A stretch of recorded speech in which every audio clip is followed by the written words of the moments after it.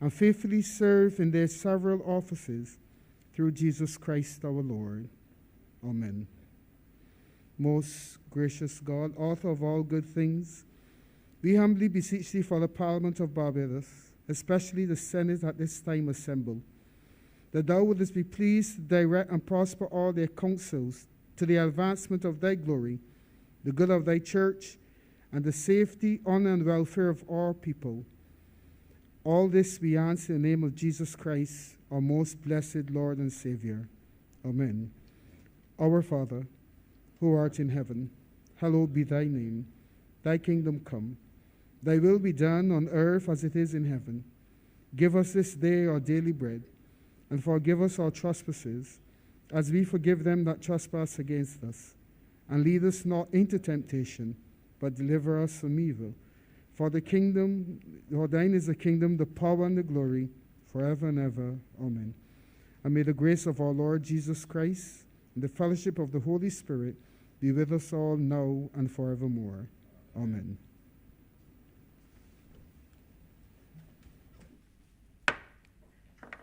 Senate is now in session.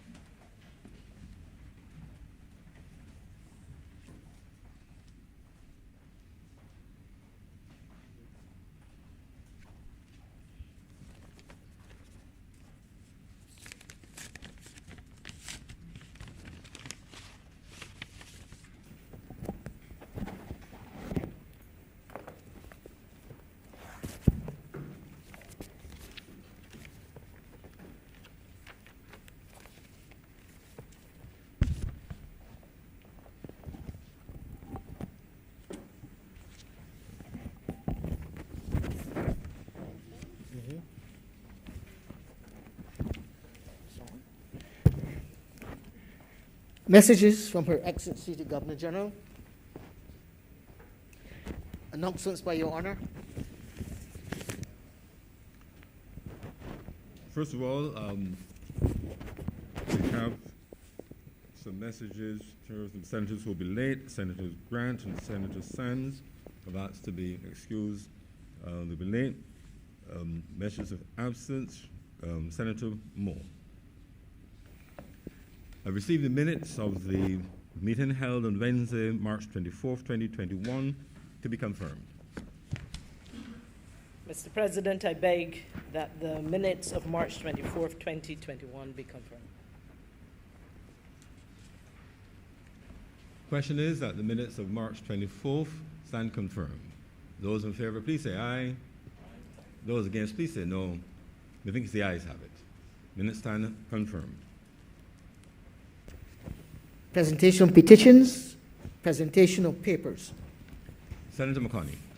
Mr. President, I am commanded to lay the following: the loan contract number 5205/0C-BA between the Government of Barbados and the Inter-American Development Bank Global Credit Program for safeguarding the productive sectors and employment. Secondly, the proceeds and instrumentalities of crime, value of seizable listed assets, Order 2021. And thirdly, the Barbados Economic and Social Report 2018. Reports from select committees. Questions to ministers. Request for leave to move the adjournment of the Senate on matters of urgent public importance. Statements by ministers or parliamentary secretaries. Personal explanations. Motions relating to the business or sitting of the Senate moved by a minister.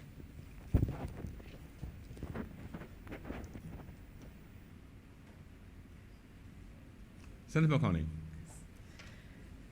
Mr. President, I beg to move that we suspend, that this Honorable House do now suspend Standing Orders 45.2 so that the two bills on the order paper may be completed in their entirety.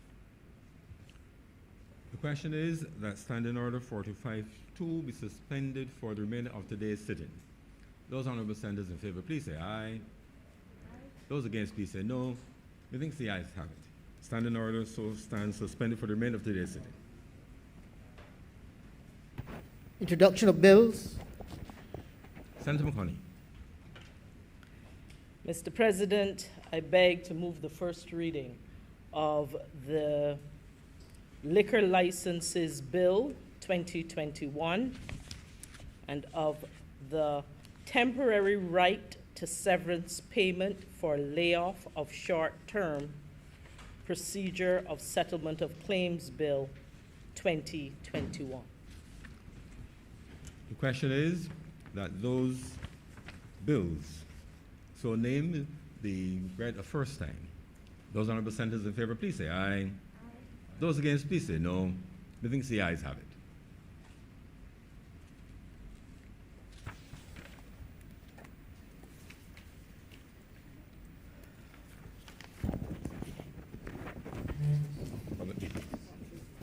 Public business, sir. Public business is now the order of the day. Number one, in the name of the Honorable Leader of the Senate, and which has been assigned to Honorable Senator Ms. McConney, to move the second reading of the Liquor Licenses Bill 2021. Senator McConney. Thank you, Mr. President. You know, Mr. President, there comes a time when the usefulness of a law has long passed, and we must put it behind us. And we must replace it with another law that is more in keeping with the modern era and how we think today and our values and our policies of today. There comes a time too, Mr. President, when the way that we think and treat to everyday people like shopkeepers and bar owners and vendors with stalls who sell liquor in this particular instance must be shifted and brought in to the better understanding that we have of the value of these sectors today.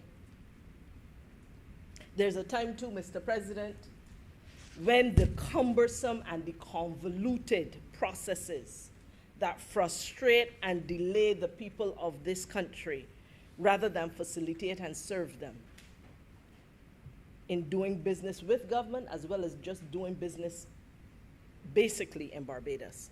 When this must be relooked and we must re-engineer those processes.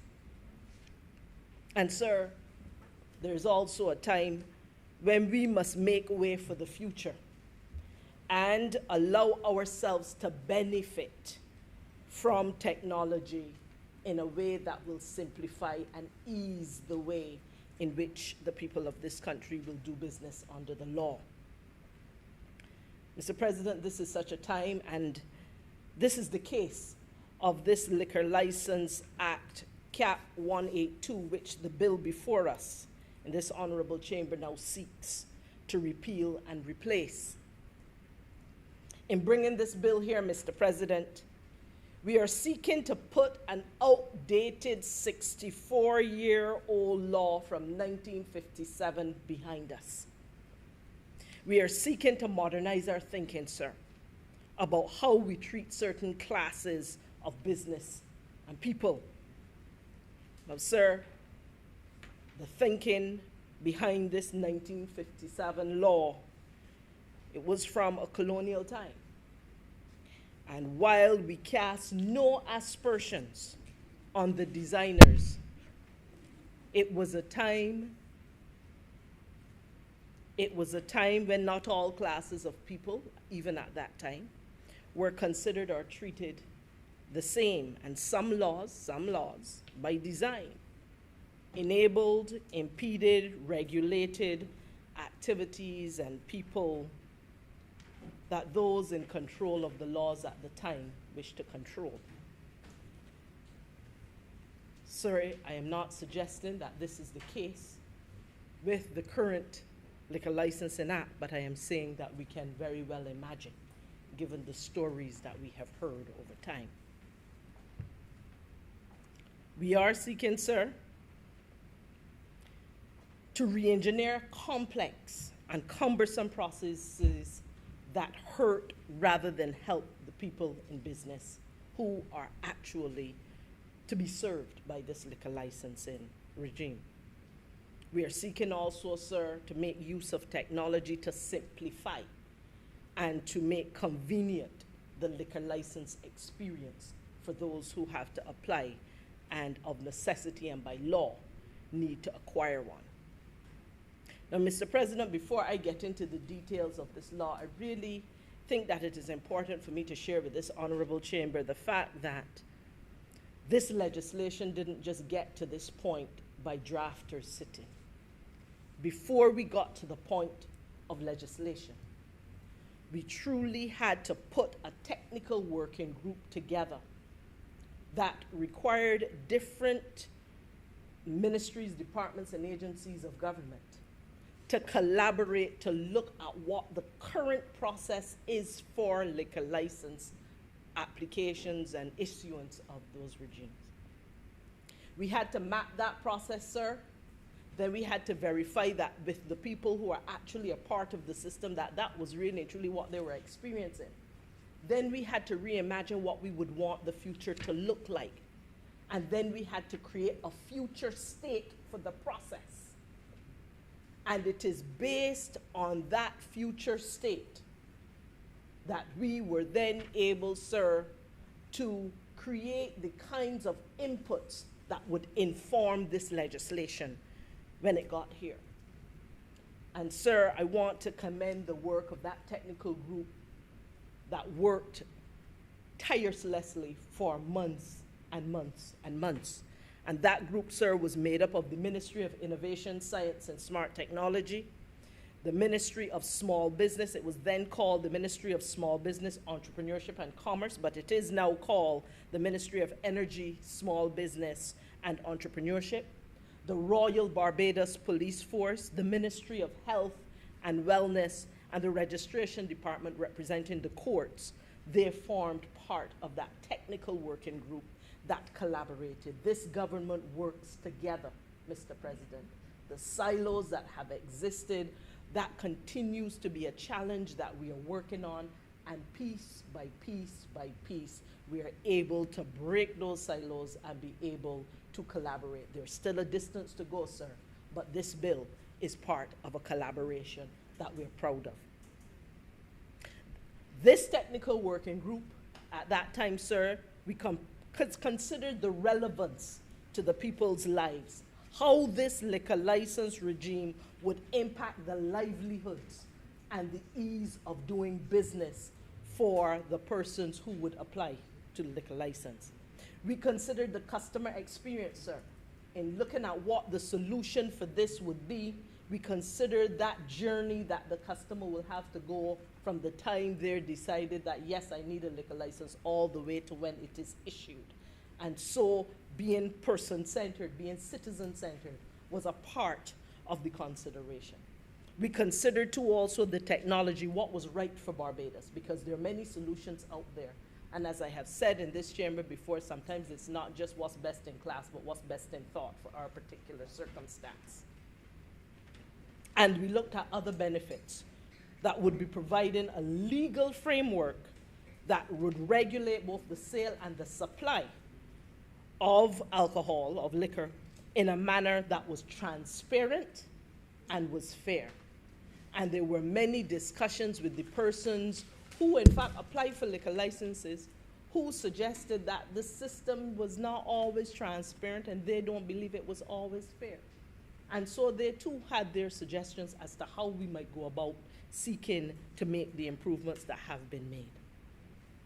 We thought, sir, about who needed to be protected. In this case, there are minors under 18. If we look at clause 27, it strengthens the protection given to minors to be sold or supplied liquor or alcohol by adults. And we all know that this happens. We know that Barbados is the fourth highest consumer of alcohol in Latin America and the Caribbean. We tied with Argentina. Above us is Dominica and St. Lucia. This is based on the statistical records. And we want, and this is for persons of 15 years and above. we thought that it was timely for us to be able to raise that age at this time to make sure that we are truly seeking to protect minors more so. And we understand that raising the age alone is not the only solution, but it is certainly one step in the right direction in terms of dealing with that. Clause 28, sir, also restates the responsibility of persons not to employ minors who, in the course of discharging their duty, may have to be selling or supplying alcohol. Sir, we thought too of who needed to be facilitated by the process that had to be re-engineered and by this legislation that we are now rolling out. And so Clause 7, sir. Clause 7 speaks to the categories of applicants, or as they say, classes of licenses that can be issued under this. The intention of Clause 7 was really and truly to rationalize and provide the parameters for each class of license that you will see there, sir. Now, this needed to be made clear because, again, in discussions with those people who are served by this, they mentioned that from time to time there was so much confusion. They didn't know which license they were supposed to get, and then there were not enough classes of licenses to fit all of the needs, and as a result, they were finding themselves in a bit of a conundrum. And so, sir, you will notice that in Clause 7, there are some new names for existing licenses. There are some new licenses altogether that did not exist before. There are some licenses that have now been consolidated into one. And basically, you will also see in that clause, sir, an explanation for every single license so that you have clarity and greater transparency as to who would qualify and what they would be qualifying for. So, sir, if you would permit me, I think it is important for us to consider some of the situations of Clause 7. We have the export license, and that is self-explanatory in that it applies where liquor is to be exported. We have the wholesale license, and it applies where liquor is to be sold on a wholesale basis. We have the retail license, which applies where liquor is to be sold on a retail basis, whether or not the liquor is in a sealed container or it is poured and shared to you. And that would include your rum shops, your bars, and other shopkeepers who sell in other retail entities. You have a hotel license, which applies where liquor is to be sold at a hotel. You also have a restaurant license, which applies where liquor is to be sold at a restaurant. You have a seasonal license. That is one of the new ones, Mr. President, and it applies where liquor is to be sold at events occurring over a period not exceeding 3 months. So you can get this license up to 3 months. And this is occasioned by those entities or individuals who want to apply for a license. For example, sir, if we think of crop over, it runs over a period of time. And you had a number of people who would find themselves, if they were having multiple events during that season, would have to go and apply for a new license every single time they wish to have an event. What this does now, it makes it easier for them so they can say, look, I need a license for this period of time, up to 3 months in the case of this seasonal license, and then they are able to use it without the hassle of having to go back over and over again. There was a license before, sir. It was called the occasional license. This is one, sir, that has now been renamed. It is now called the special occasion license. And it applies where liquor is to be sold at an event over a period not exceeding 24 hours. So you're doing a special event on this occasion and you really want to sell liquor at that particular time. Now, Sir, there's also the entertainment license, another new one, which in fact it applies where liquor is to be sold at any place of entertainment. And I share this, and this is important because the entertainment license, it now applies to entertainment businesses where a club license under the current legislation was what was issued to entertainment businesses. So for example, if you were running a gaming business, that kind of business under the current regime may have been given a club license. And it isn't really a club. But really and truly, such a business really needed to be treated as what it is, and we needed to be able to carve out for these specific businesses. And again, this came from the people who are applying who said there is a confusion. I am being called a club, and I'm not really a club, and there was considerable concern about the confusion, and therefore there was a carve-out created because there were enough of them that will be impacted in this particular situation. There was a members club licensor in the current, and there was also something called a proprietary club. So you had a members club, and then you had a proprietary club. Now, sir, if we go back to 1957 thinking, I leave it to the imagination of this honorable chamber as to some distinctions that may have been made in the situation there. But what this legislation now does is that we have consolidated. And there is now only one members club, and that is for a genuine members club, and not other variations of it that had been really a fiction. Or perhaps, sir, another way of creating a restriction to certain activities and people who would apply. We thought, sir, also about what needed to be kept and what needed to be changed. Now, sir, we recognize that an important contributor to the hassle of getting a liquor license was that it was caught up in the court system. And that normally required several different steps. And sir, if you wanted one, you had to go to the court and you got the form. And you had to take the form and you filled it out depending on which license you were getting. You either had to fill it out 3 times by hand or you had to fill it out 2 times by hand. And then the court will give you back a copy for you, but then you had to walk the other 2 copies over to various entities of government. Sir, I will not delay this honorable chamber with the details, but I certainly could at this point in time. Sir, it required that you go to the Control of Customs, that you had to go to Inland Revenue, that you had to go to the National Insurance, that you had to get a lesson from the Ministry of Health, and all of this before you were able to even get a court date in order to then go and have a licensing session. And the licensing sessions were only done in particular months. They have a specific schedule.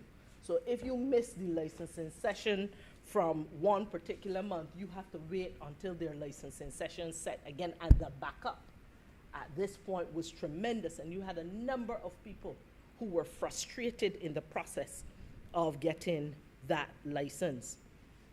And so, sir, to address that, we sought to take this process out of the court system and to put, which was the magistracy as they called it, and be able to put it into a civil system that is administered by the ministry with responsibility, where there is now a licensing authority that would be set up in the Ministry of Energy, Small Business and Entrepreneurship that would then be responsible for administering the license.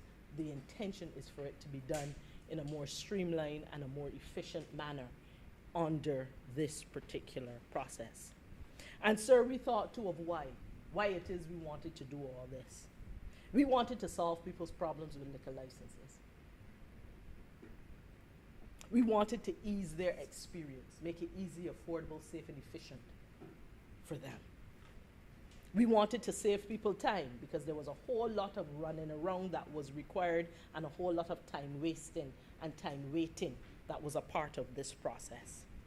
We wanted the process to be more efficient on every single level. So those were the many whys, and you will notice, sir, that those whys are very front-facing to the people that we are serving, sir.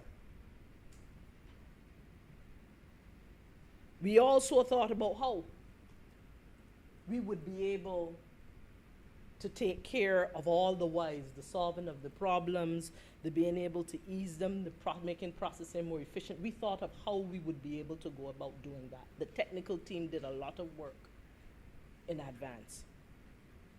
And that was in how we decided to leverage the technology to ensure that where there are human touch points, where you have some human intervention that was either required to inspect, to verify, to approve, or to qualify something, that those touch points were absolutely necessary, and that in fact they were the kinds of touch points that would look out for the best public interest. And so things that did not fit those types of criteria, those were the kinds of things that we realized perhaps we can eliminate, or we can put them all together, as opposed to making each of them separate steps for different touch points. How could we then truncate and abbreviate the processes in a way that we are only doing what is absolutely necessary for us to be able to effectively process these applications? And sir, if you look at Clause 8, we recognize that even as we simplify and we clarify which licenses people will qualify for, we know that there are many clever people who will seek to have several of these different licenses. And sir, Clause 8, it prohibits businesses from holding more than one type of license where the terms and conditions are incompatible. So some of the text in this clause is new, sir, but simply put, one business operating under the same name cannot hold two or more licenses.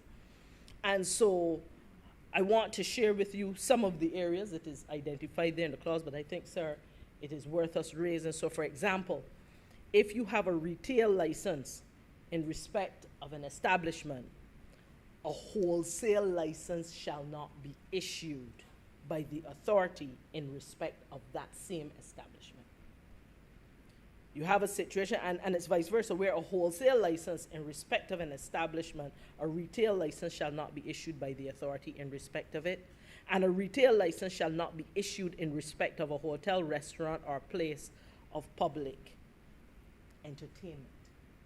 And so again, it reduces some of the confusion where people say, but can I have one of these and one of these too? And the law says, no.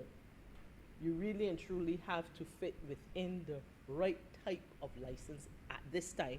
And you can get more than one, but it would be under different names and entities under which you're trading.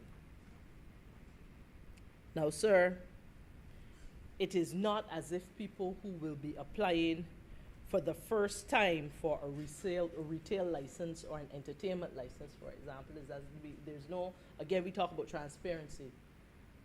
If you're applying for the first time for these, it is required by this law that in fact, that the authority shall publish the fact that you have applied, and the public will have the opportunity to see who's applied, what they've applied for, and they have the opportunity under this legislation to object and to submit their objection within a specific time that is specified.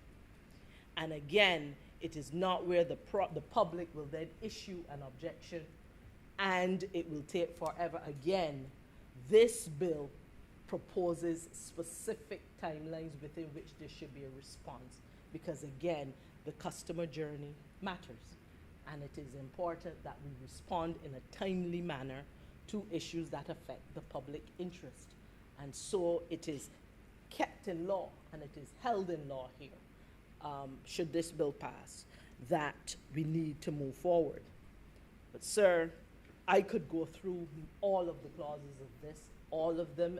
I am sure that all members of this honorable chamber either have or will soon have the opportunity to read this legislation. But I want to share a little bit about the new process. And remember I told you about having to go to the court and you have to fill out all of those different forms by hand, and then you walk them over to the place, and then you have to pay, and then you come back. And well, the new process is 3 steps. You apply online, you pay online, and you get your license electronically online. In the event that there is a problem, when the various entities involved need to go and do their inspections, in the case of new applications, etc., or there are other reasons why the authorities might need to go and investigate a situation. Unless there is such an investigation or inspection or need for some special attention, the intention here is to say yes and to facilitate, as opposed to creating a blockage. So it is business facilitation that we are really seeking to improve while we are making it easier for you to do business with this government. Sir, when we look at clause 10, it is important to note that under the current legislation, persons are required to obtain a health certificate. It was believed that if you sell liquor, you're probably going to sell food, and therefore, and there were a number of other stipulations that were attached to the liquor license, which the technical team, in consultation with those who are benefiting from this legislation, they determined that, but we understand that this step has nothing to do with really a liquor license.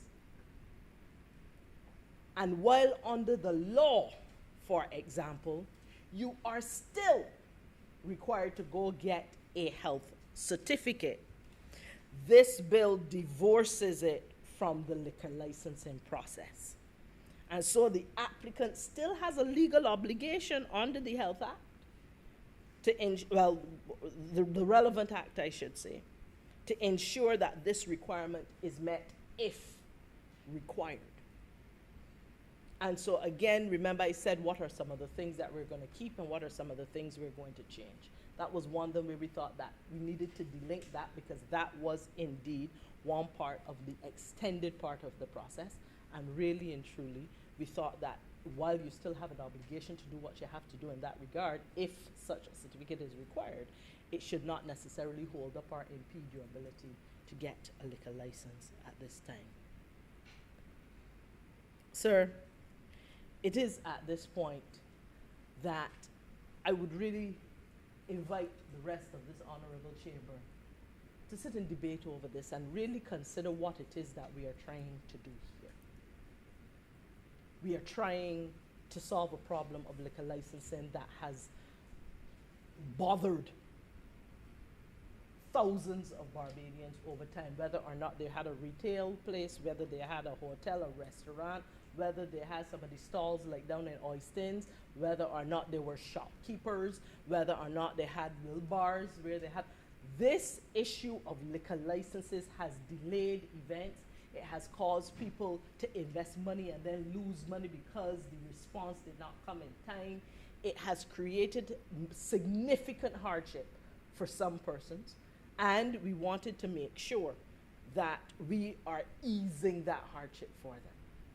We wanted to make sure, too, that we are better able to use technology to facilitate what they need to do. And you all know, Mr. President, that in these times, there are times when you would prefer not to be outstanding in long lines, and you would prefer not to be outrunning from one government agency to the other, but where you would prefer to have a process where you are facilitated to be able to do what you need to do remotely. And sir, it is with these few words that I beg to move that this bill be read a second time. Thank you, Senator. Senator Drakes. Thank you, Mr. President. Sir, firstly, I'd like to ask your permission to speak specifically to the bill, and then also to have a related but yet broader discussion related to the Liquor License Bill 2021 around the economy, and particularly tourism, given that a number of persons who hold liquor licenses rely on the tourism sector. Sir, as the acting leader of government business today rightly said, the bill seeks to repeal the Liquor License Act of 1957, when Barbados was not even an independent nation, and it was clearly outdated and no longer fit for purpose. I'm sure the administration would recognize those words. So, sir, in principle, I can stand and say I support the administration in the passing of this bill, because it does seek to be progressive in some instances, and in other cases, there are changes that are necessary. So the changes that are necessary are, in particular, is the one that establishes the legal age now of persons who can purchase liquor, alcohol, now to the age of 18. Sir, and then it also seeks to, as we have heard, to simplify and to streamline the process of acquiring the liquor license by establishing a liquor license authority. Sir, it's seeking to give flexibility to those who want to sell alcohol for special periods of time under what is now called the seasonal license. For instance, if you want to sell alcohol over just a crop over period, you're someone who wants to play a small trade and you want to make a little extra money, you now can apply for this seasonal license. Sir, and as we've heard just now, there will be 3 simple steps, all done online, and I applaud that effort as well. But sir, I hope that the system that we are going to establish through the Liquor License Authority mirrors the one that was done with the Police Certificate of Character.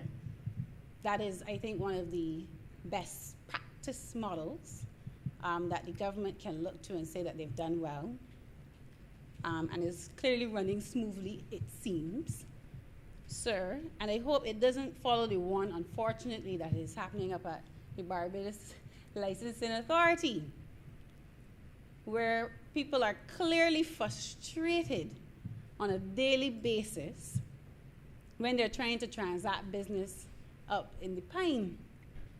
Sir, I hope that the Liquor License Authority establishes service standards and they're actually upheld.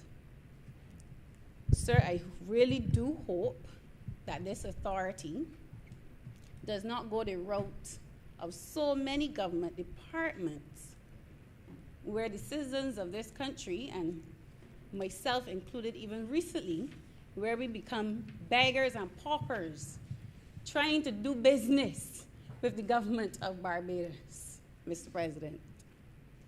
There are too many times where departments are set up, phone calls go unanswered, and delays, sir, become the norm. I hope that is not what will happen in this new authority that the government is trying to establish. And I'm happy that the legislation outlines very clearly in clause 14, it specifically states that licenses generally are to be granted within 7 days.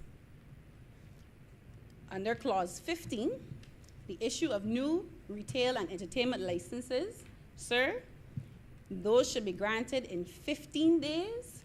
And in clause 16, for occasional and seasonal licenses, those are supposed to be granted within a 2-day time frame. But sir, as usual, when we are repealing a bill, I like to go through the current act and give some comparisons to see where the changes are happening. And what struck me, Mr. President, is that there's no longer a schedule outlining the fees that persons will now have to pay for these liquor licenses. Sir, we have a clause in the bill, clause 45, for regulations. And it says that the minister may make regulations, subsection 1C, for prescribing the fees in respect of applications, licenses, permits, or any matter or proceeding under this act.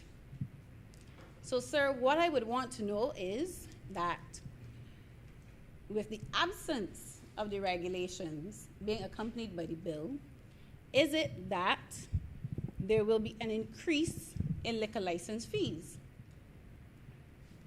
Sir, the businesses that currently hold these licenses, such as restaurants, bars, hotels, those in the entertainment industry, have been hardest hit by this pandemic.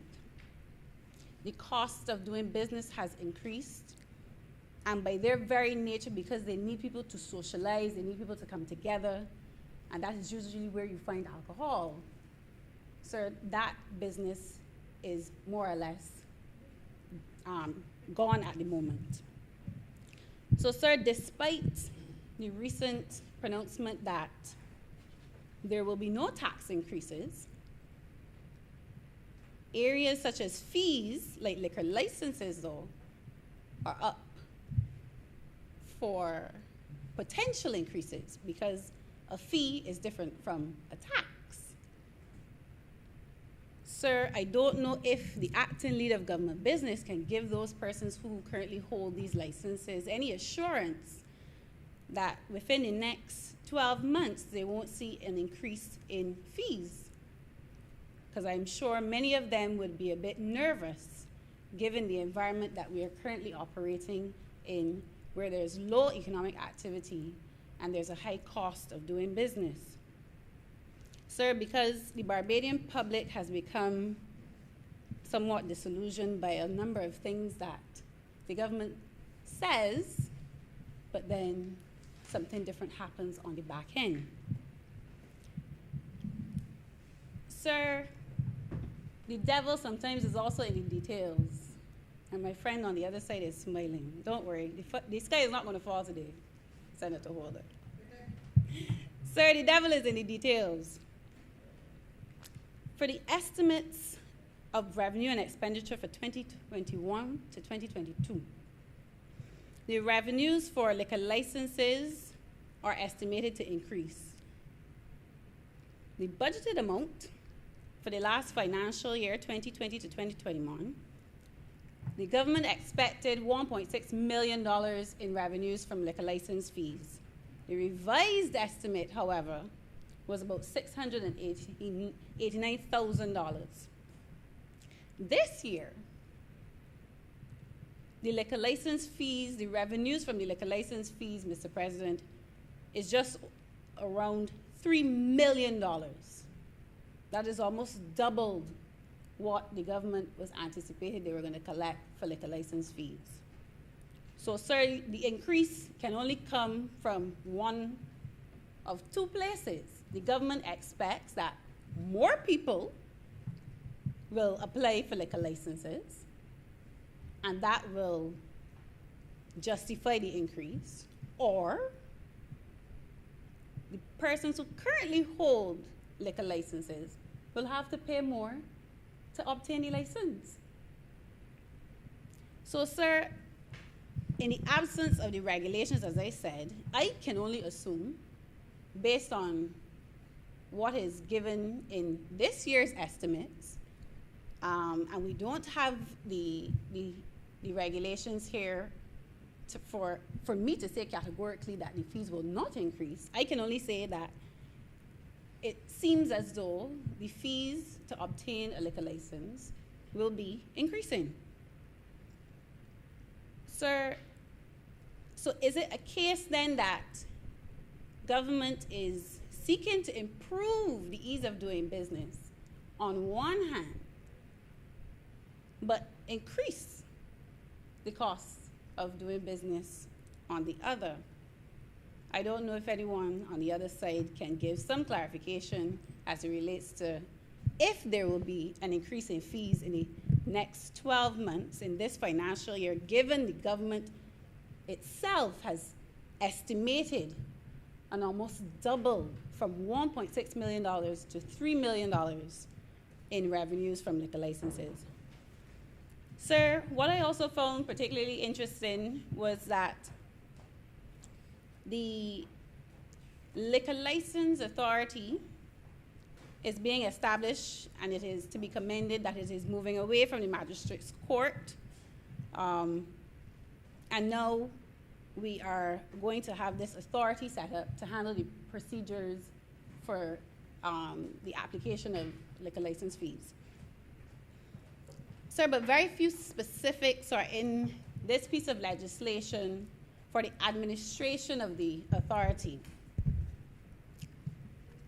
Clause 4 states, and this is under Liquor Licensing Authority, it just states, Mr. President, the minister shall establish a liquor licensing authority for the purpose of this act, and the authority shall consist of a chief officer, to be known as a director, and such officers to assist the director as the minister thinks necessary.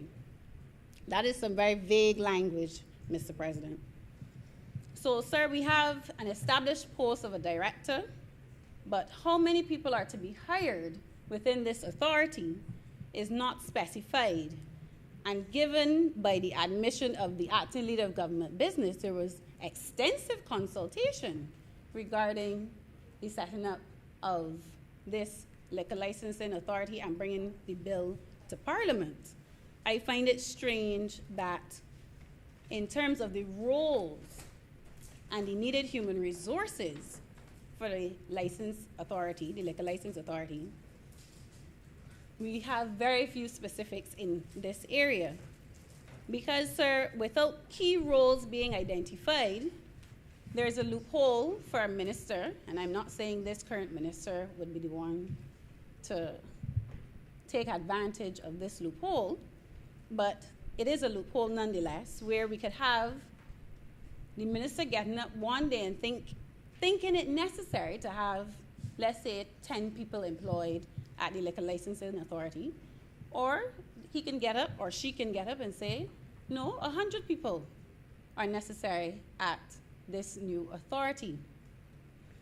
And sir, that type of arrangement where there's so much vagueness around how many persons are to be employed at this licensing authority, the Liquor Licensing Authority, sir, leaves room for political interference. And on the other spectrum, sir, is because it has not been articulated how the authority is to be run, and I assume that because most of it is being done online, it's going to be a very small unit. But nonetheless, if enough planning has not gone into allocating the human resources to this authority, sir, you can end up with a shortage of staff and leaving the public, again, very disgruntled in relation to dealing with another government department. Sir, in laying the estimates of revenue and expenditure for this financial year as well, and the appropriations bill, this new entity is also not included, and I stand corrected, the draft that I have, this new entity is not included in the estimates for the estimates in the Ministry of Energy, Small Business and Entrepreneurship. So again, if we'd have so much consultation through the working group in terms of what is technically needed, it is a bit strange, sir, that we've had two ministers who, in the other place, want to take credit for the bill. We have 3 ministers of finance, but yet, sir, no one can give us a costing for this new liquor license authority. I find that very strange, Mr. President. But, sir, as I said, in principle, I understand what the government is trying to do with this bill. It is trying to improve the way that we do business here in Barbados and to modernize parts of our legal framework that are clearly outdated.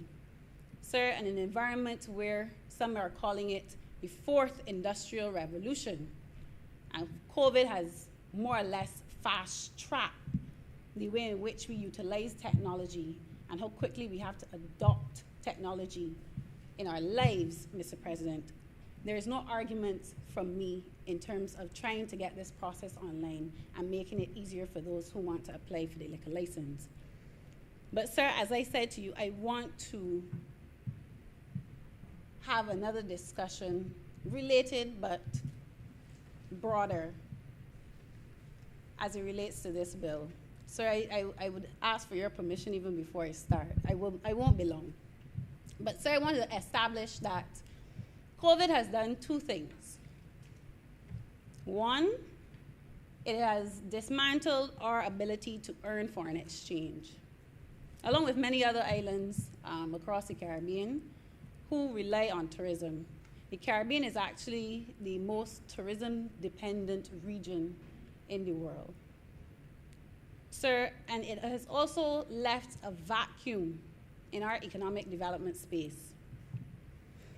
Sir, and I am one who, I stand on the side of being cautiously optimistic regarding the return of tourism to pre-COVID levels in the medium term. And when I say medium term, sir, I mean within 3 to 5 years, yeah? Sir, the global economy is expected to lose over 22 trillion US dollars between 2020 and 2025, according to the IMF, due to the impacts of the coronavirus pandemic. And now we have a more recent study coming out from the IDB noting that it will take up to 4 years for our economy to recover from this pandemic. So, sir, a lot of those persons who rely on the sale of alcohol and entertainment and persons gathering and tourists coming to the island are in for a rough ride, most of us. Sir, so the question then has to be, with much of the tourism industry being constrained, how are we going to earn foreign exchange? And sir, I will not stand here and say that I am against in no way us trying to manage lives and livelihoods. I understand that Barbados desperately needs an injection of foreign exchange because of the situation that we find ourselves in. But sir, one of the things I don't want us to do is to romanticize too much of the past, pre-COVID.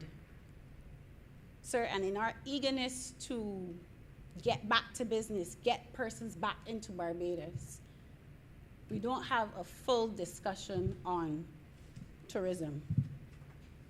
Sir, the tourism sector will continue to be our main foreign exchange earner in the short term. That is without saying. We can't snap our fingers, sir, and diversify the Barbadian economy. Because of the path dependency that exists, much of our infrastructure is geared towards tourism, the villas, the hotels, a lot of the restaurants, the guest houses. A lot of our infrastructure, our physical infrastructure, is around catering to tourists coming to Barbados. A significant amount of our resources are also placed in the functioning of the sector, promoting the sector, marketing the sector, and marketing Barbados as a destination. And then we know there's a large part of our labor force, Mr. President, that is educated and trained in jobs in the hospitality sector. So we desperately need, yes, that injection from tourism, given the economic fallout of the last 12 to 15 months of the Barbadian economy due to COVID. But sir, today I wanted to present a few points that paint a different side of the story, a side of the story that's not often told. Sir, since 2012, Barbados has managed to increase its annual visitor arrivals by about 300,000 visitors, from 1 million in 2012 to 1.3 million in 2018. And we usually hear those in government boasting about how many persons we bring to the island on an annual basis. That is the part of the story that we usually hear. Sir, but the average spend per visitor, when you look at the data, has fluctuated. In 1995, Mr. President, the per visitor spend was around US $680. In 2006 to 2007 to 2008, where we had the Cricket World Cup, the expenditure per visitor increased to about $1,100 US. And since then, it has declined. 2018, the average spend per visitor was around US $830. So, sir, over a 23-year time span, we've increased the average tourist spend, taking out the outliers of the Cricket World Cup period, by just $150. So when you divide that on an annual basis, it has only been a marginal increase of $6.50 per year. Sir, those are extremely small margins. As a percentage of GDP, tourism receipts, sir, have also been stagnant since 2010, despite the increase of the 300,000 visitors coming to the island. Sir, in 2010, the percentage of GDP for tourism receipts was 23%. It fell around 2015 to about 19% of GDP. And then in 2018, it was about 22%. So, sir, we now have to ask the question if we are at a stage in the life of our tourism product where we are experiencing diminishing marginal returns, where for every additional tourist we bring to Barbados, the returns are declining. So if that is the case, then we really have to rethink what it is that we are offering to those persons who are willing to travel and are looking at Barbados as a viable destination. Sir, another part of the story, or the narrative around tourism that we don't often hear, is how much of the profits from the sector are actually retained in Barbados. Sir, we also have the issue of the limited ownership base in the hotel sector. Many hotels and those operating in the tourism space benefit from concessions from government. Airline seats are subsidized, all at the cost, Mr. President, to the taxpayer. So when you put all of these costs together and the subsidization of the sector, we have to ask the question, is the sector actually profitable? The net effect of the tourism sector, is it a positive one? Sir, now that we've experienced the fallout from COVID, we are also seeing there's a substantial cost to those who are workers in the sector. Every other week, it seems, Mr. President, we have persons who are taking up. Senator Drake said, given latitude, but remember this bill is on the liquor licenses. Yes, sir, I'm coming back to you liquor still have licenses. to fall within the scope of Standing Order 35-1. So sir, I'm guided by. keep tying it to the matter. The tourism, as you did point out, the tourism sector is an important part of the entertainment and so on and so on. I'm just saying, for the purposes of regularity, just, remember Standing Order 35-1. You love that. Sir, I will try to keep it within the framings of the bill at hand. But sir, yes, what I wanted to establish, sir, was that, as I said, many persons who hold these licenses rely on the tourism sector, and I wanted us to have a discussion around the ability of those persons to earn a living, and having a broader discussion about the sector and the viability of those persons who hold the licenses to make and earn a living. Sir, just quickly though, one of the last things I want to talk about, because I don't want to in any way abuse your privilege and the latitude that you've given me. So the cost to the sector is what I'm trying to emphasize here.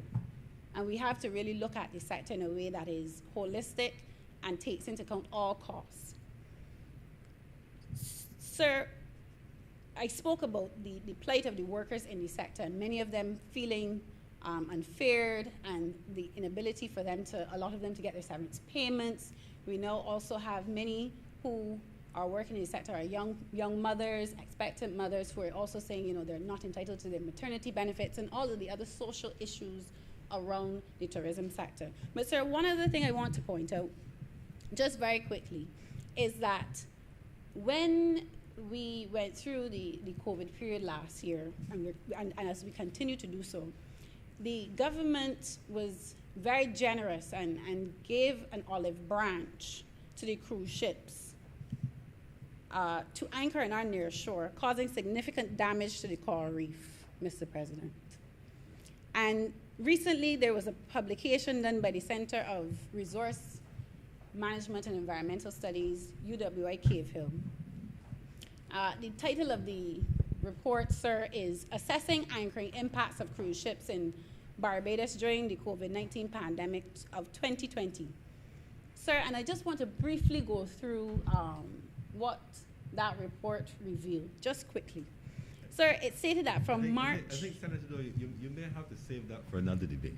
That was stretched 35-1 beyond its limit.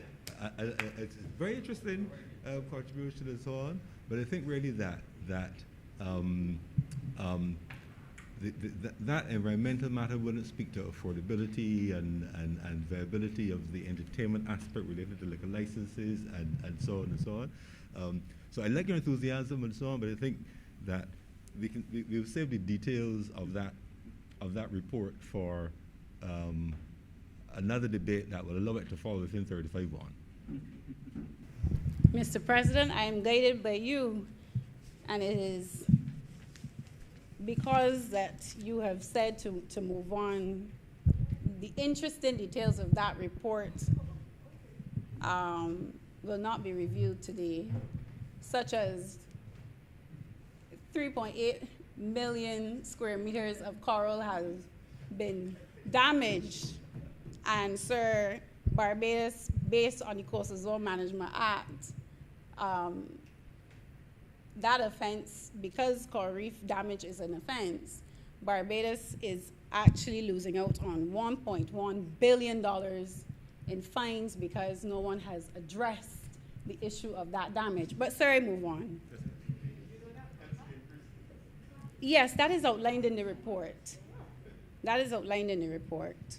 $1.1 billion worth of damage to our coastal, our marine environment, sir, because of the cruise ship damage and the anchorage damage done in the marine environment. But sir, I move on. Sir, all I want then to say simply, since you have instructed me to return to the bill, and I will do so, is ask 3 very simple questions. Sir, will people be paying more for liquor licenses in the next 12 months, given by government's own estimates that the liquor license fee,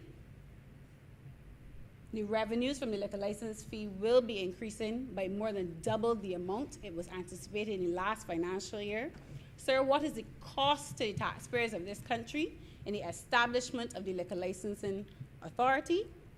And sir, if you had permitted me to just go a bit further, but still a very pertinent and relevant question, is in this post-COVID environment where so many persons depend on the tourism industry, if we're going to see our tourism product evolve, where it takes into consideration a lot of the social ills and the environmental issues, sir, that plague our tourism product.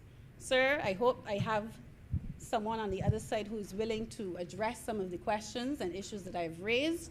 And sir, I thank you for your limited indulgence today. You're very welcome, Senator Drake. Thank you very much. His Honor, Senator Greenwich. Thank you, Mr. President. So I want to make a very few remarks and a very short contribution to this liquor license bill debate. It was quite recently, Mr. President, that I heard, I would have to say, middle-aged lady make the point that alcohol should be banned in Barbados altogether. And when she said that, sir, I stopped just to imagine what would happen if we tried to drive alcohol on the ground and make it illegal and contraband. I recall, sir, that was a tactic which was used in the United States of America during a period that they called the Prohibition, in which the sale of intoxicating liquor was prohibited. As a result of that, sir, the reaction by people in the United States, that reaction was extremely swift. A lot of illegal buying and selling went on. Illegal sales and distribution became rampant. And the black market soared. Indeed, sir, the black market was blown out of all proportion. So then the United States did the next best thing. That is, legalize it, but control it. And that is precisely what our Liquor Licensing Act is doing as well. Legalize it, but control it. And we believe too, sir, that it has to be regulated for other reasons. The scientists, Mr. President, they have proven over time that alcohol can have a very deleterious and detrimental effect on those who use it. That has been proven by the scientists over and over again. It has been shown too that it is far more detrimental to those who are at a very young age when using it. So there again, sir, it has to be controlled. There must be a regulatory body in this particular matter.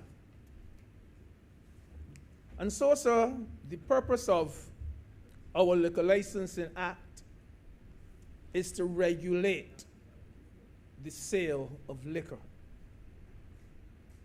to ensure that the sale of liquor does not become a free-for-all.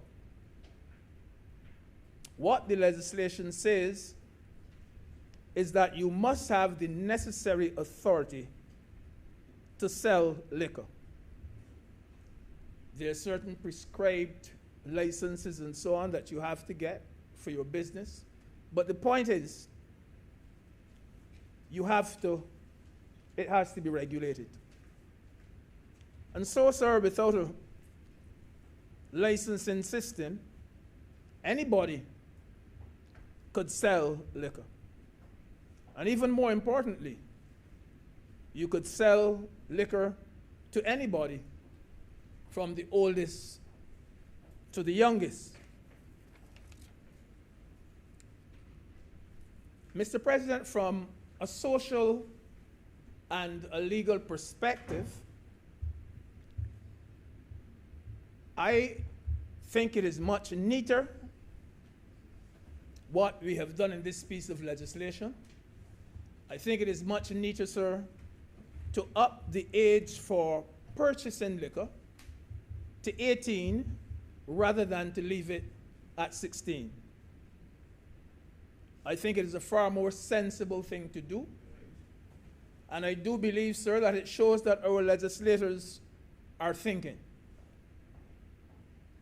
In most parts of the English-speaking world, sir, 18 is referred to as the legal age.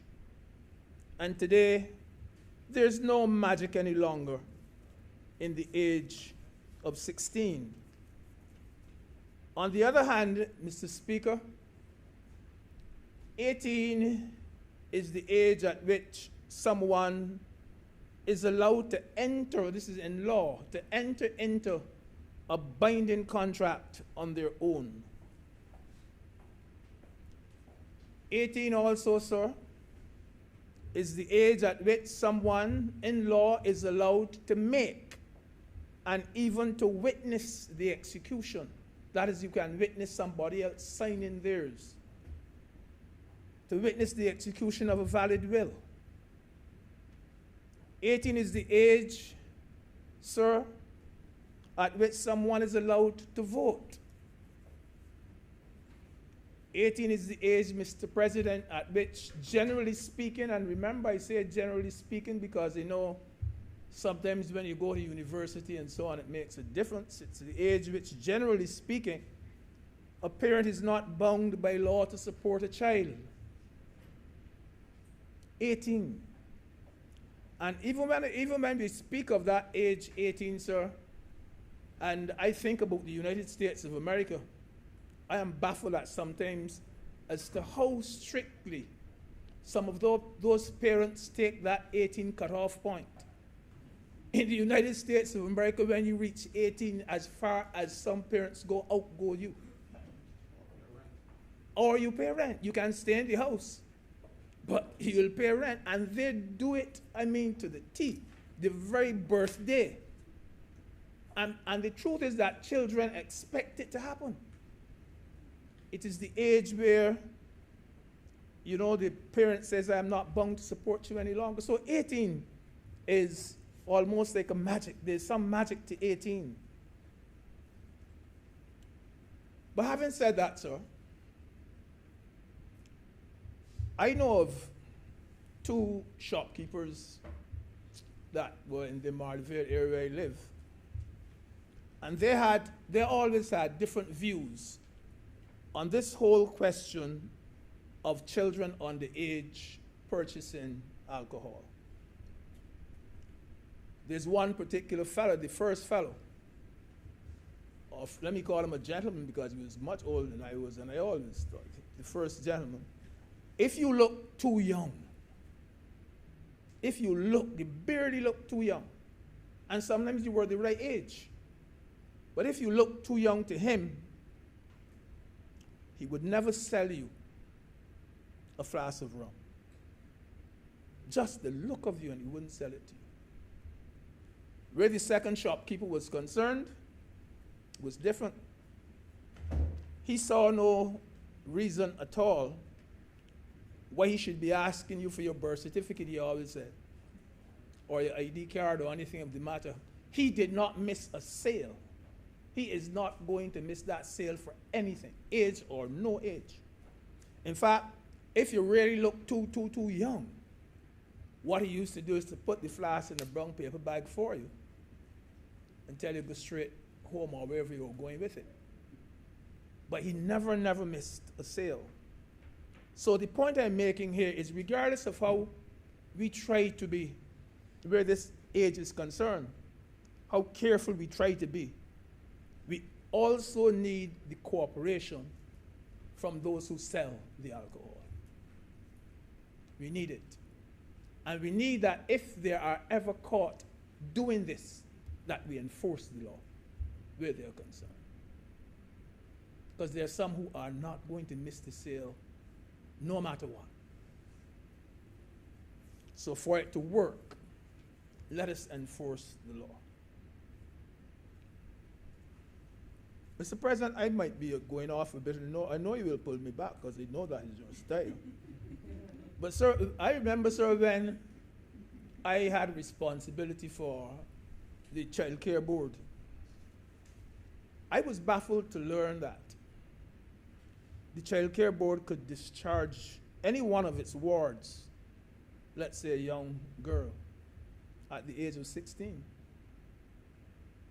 And I thought it was wrong, because here you have someone at age 16 being extremely vulnerable, being put out there where there are, I almost said wolves. But she has to look for food and clothing and shelter. And, you know,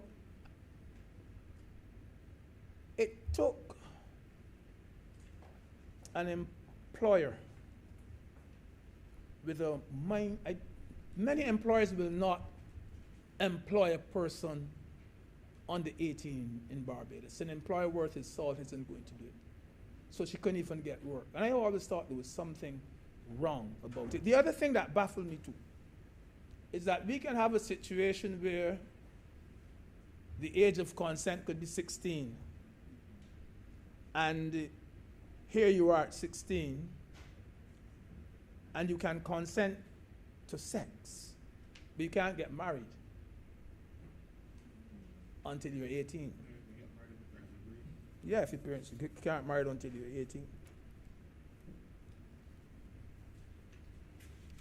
But the point I'm making overall, though, is that truth be told, as far as possible, and wherever possible, we should get our legislative ducks, get them in a straight line, get them in order, that there should be some conformity, some harmony in relation to that period of life where you are allowed to do certain things. Otherwise, our graph is going to be up and down and up and down and up and down. And I think that we should look at 18 as being almost the magical number now for doing certain things. And I was extremely pleased, I have to say, sir, a few weeks ago, when in this chamber we debated the prevention of drug abuse legislation. And in that piece of legislation, we said that if you were caught with the drug and you were under 18 years of age, then automatically part of your sentence was counseling by the NCSA. I think so that fits beautifully into the message which we are sending here, that at 18 you are responsible for yourself, but under 18 we will help you wherever we can.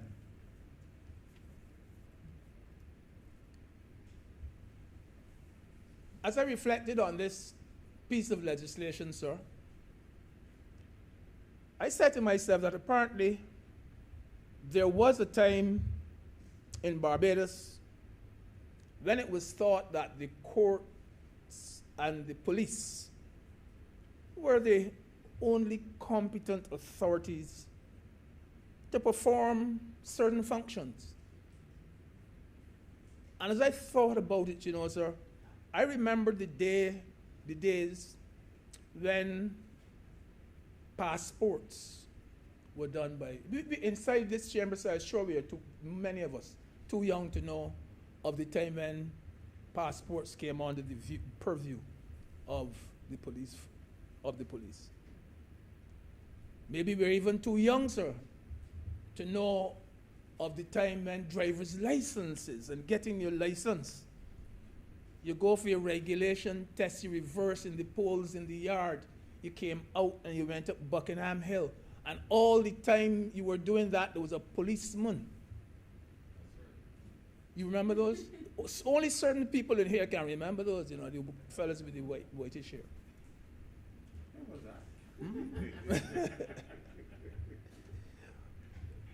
But sir, yes, it appears as though the police and the courts were the place where the authorities that performed a lot of the functions. I don't know, maybe at that stage, so the policemen did a lot of desk work. And obviously, there were not as many guns and as many drugs and so on around at the time.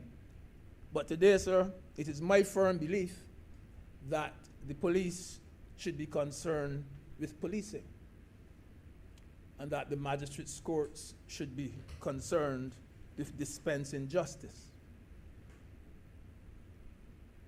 And as you heard from Senator McConney earlier today, that sometimes in the magistrates' courts, you can have a whole day dedicated to liquor licensing, a whole day. And that day you are there and you're watching liquor license after liquor license after liquor license. Criminal cases are adjourned. Landlord and tenant cases are adjourned. Maintenance cases are adjourned. And this is something which I do not think at this stage of our development we can afford. This is the year 2021. And yet, sir, the way in which we do business today, in many instances, sir, it remains the exact way. It is at least reminiscent of the way we were taught by the British, or what was handed down in legislation to us. We're doing it the same way. But bit by bit, we are becoming more and more independent and in control of our destiny. I have no doubt, sir, that our method of applying for liquor licenses was steeped in British legislation. This was the British style. You know, sir, we lift certain legislation bloop, one time straight out and fitted it. Come from Britain, bam, to Barbados. I remember that called the Lunacy Act. And in that act, they referred to unfortunate people with certain challenges as lunatics. That is the word that was used throughout the act. Yes. And we lifted that too.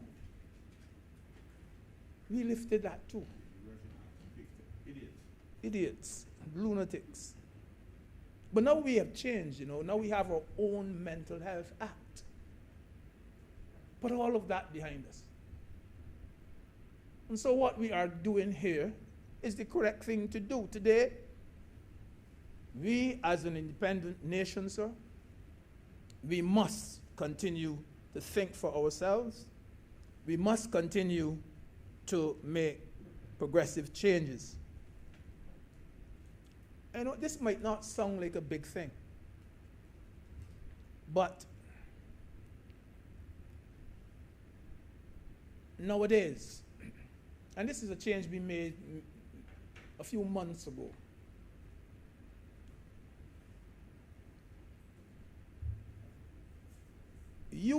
whenever you were doing a legal document and you had to sign the document, or your client had to sign the affidavit, whatever it was, your client had to go down to the court to find a legal assistant. Sometimes you go down at the wrong hour, there's no legal assistant around, you go back the next day and so on. And they made a change was made recently where I can have another lawyer. They say the lawyer who's preparing the document can't sign. But I can have another lawyer witness my client's signature. Just send, I work near Carrington and Sealy, and I send now my clients, so I take them up myself to that firm, and I get one of the lawyers there to witness the signature. That has helped so much. It has saved so much time. And the lawyers are very appreciative of that particular change. But we will continue to make these changes and move away from what used to be the norm in the past. I'm coming to a close. I said it would be short, and I am going to be short. Mr. President, I recall sometime in 1999, I was out canvassing in St. Philip, and the forenoon sun was killing me. Had about 5 persons with me. And I went to a home, and I recognized the young lady who came, and it was someone I had taught at school. And we had a good chat. And when I was leaving, she said, "Mr. Greenidge, you want a beer?" I said, "Of course." And so what about the other fellas with you? I said, she said, yo, I want Heineken or Banks. I don't think she put it that way. I think she said Banks or Heineken. But when she brought the drinks, I said, "But how come you got Heineken and Banks and things?" She said, "My mother did sell drinks here. She ain't got no license. So I have deliberately not said what part of St. Philip North it was, because I'm not going to say it was Marleyville or East Point or Britain or whatever. But she said, my mother went the first time to get a license. And she said, my mother faint. My mother don't like the court.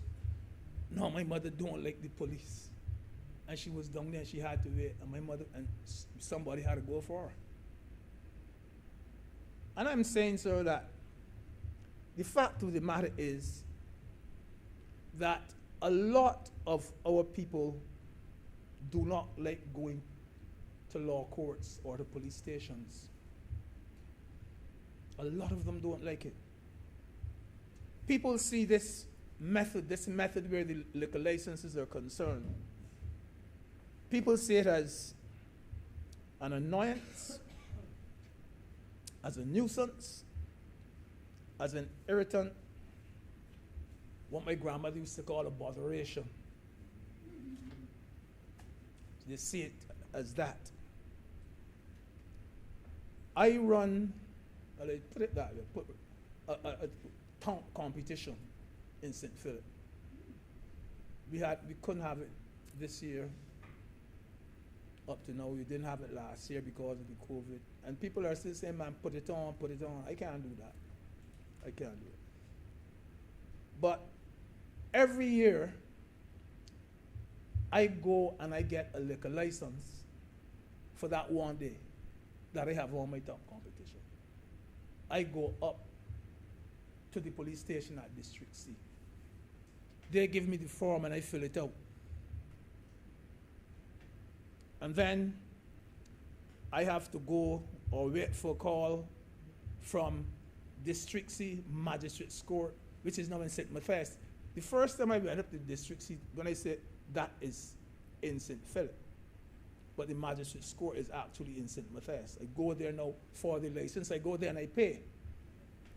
It is not, and I do it myself because you don't want to put other people to do it. But it can be a hassle. It can be a hassle. That license, now I realize, it's called a special occasion license in this new legislation. But I will not be, as long as I'm putting on that, I know the fellas love to be having a drink when they're playing. I will do what I know is the right thing. I go and I get the license. I do it every year. And I've been putting it on when I was in politics, and every year since I was out of politics. And St. Philip will tell you they look forward to it. In fact, people from all over the island come to play in that top competition. So the point I'm making overall, sir, is that there is no legal magic in the issuance of a liquor license. There is no special legal or policing skill to the issuance of a liquor license. This is a job, sir, which can easily be performed by the liquor license authority, which is now being set up in the Ministry of Commerce. It can be easily done. Liquor licenses, Mr. President, can be handled by the clerical staff at the Ministry of Commerce. It is not part of police training or anything of the sort. And at the same time, sir, it is going to allow the court and the police to concentrate on the administration of justice. I said it was going to be short, sir, and I am. So this new Liquor License Act, so which repeals the 1957 Act, has my full support and approval. I'm obliged to you, sir. Thank you very much, Senator Franklin.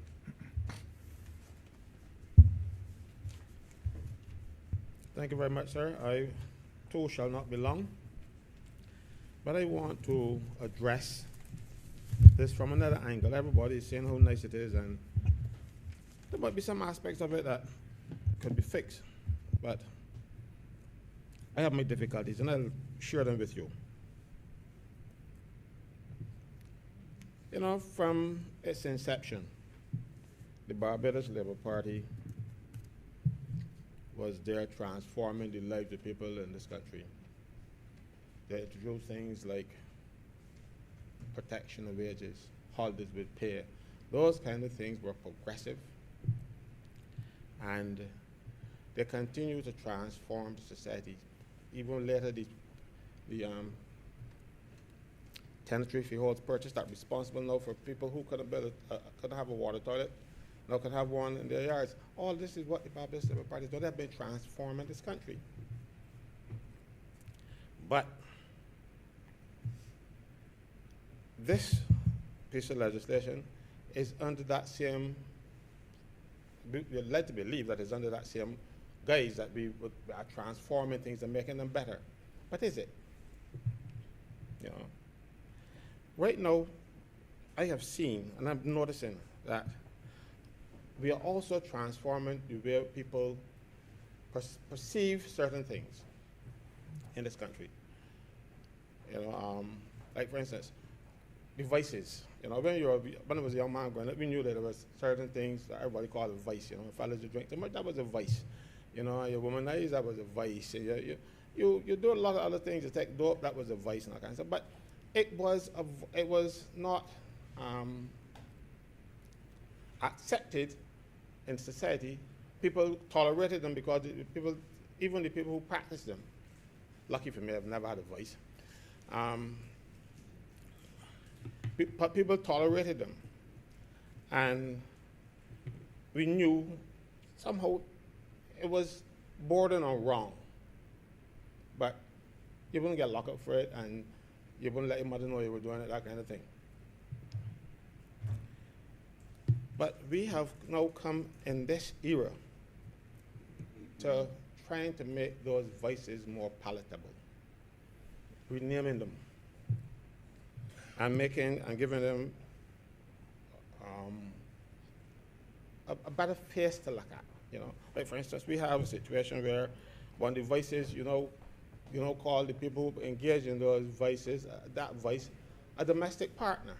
You make it more palatable. You make it easier to access these vices. Then another vice was the cannabis, where people smoke it and you hide and do this kind of thing. And saying, well, look, we're going to even make it more available to you. So you can have about 15 spliffs. Because you understand 14 grams make about 15 spliffs. So you make it more palatable. If they catch you, you pay a fine of $200 and that's the end. You're going to pay it to the court, and that's it. So you're making these things that people consider wrong ones, and that you would try to steer your children away from.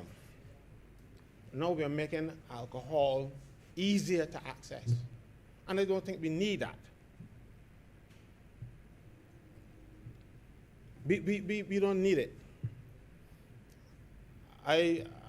Let me tell you by saying I've never taken alcohol, so I don't have I'm not trying to get people like me.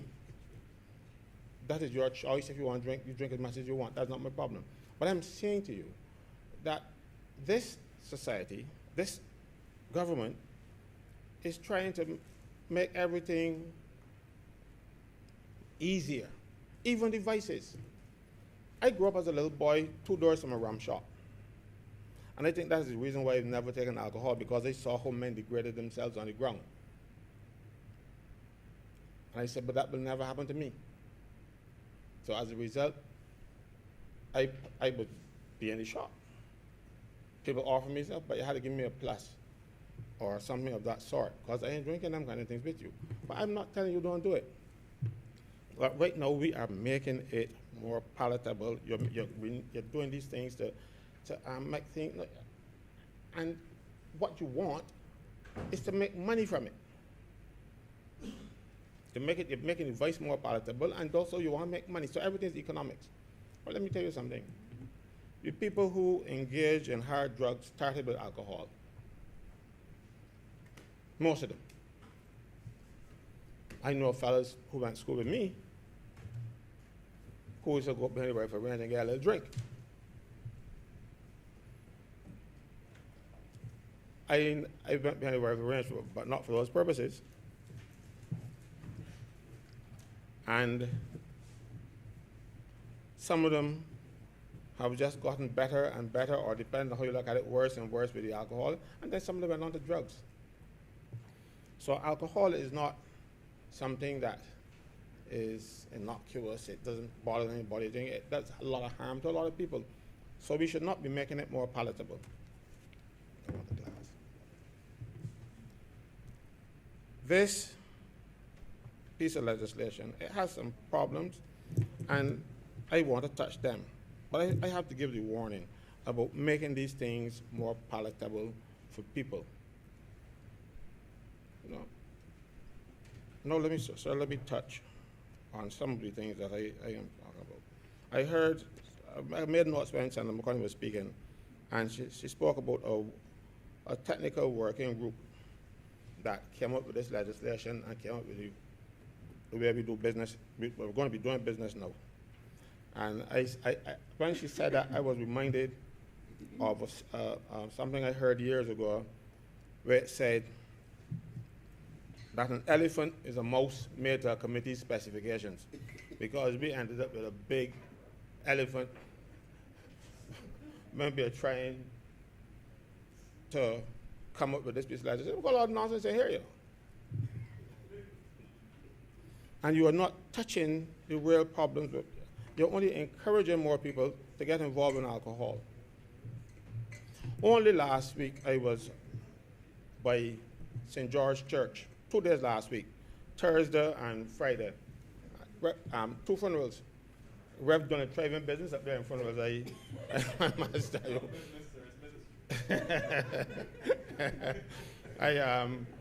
But both days I noticed that there was, outside of his church, parked right at the gate, a lady selling alcohol.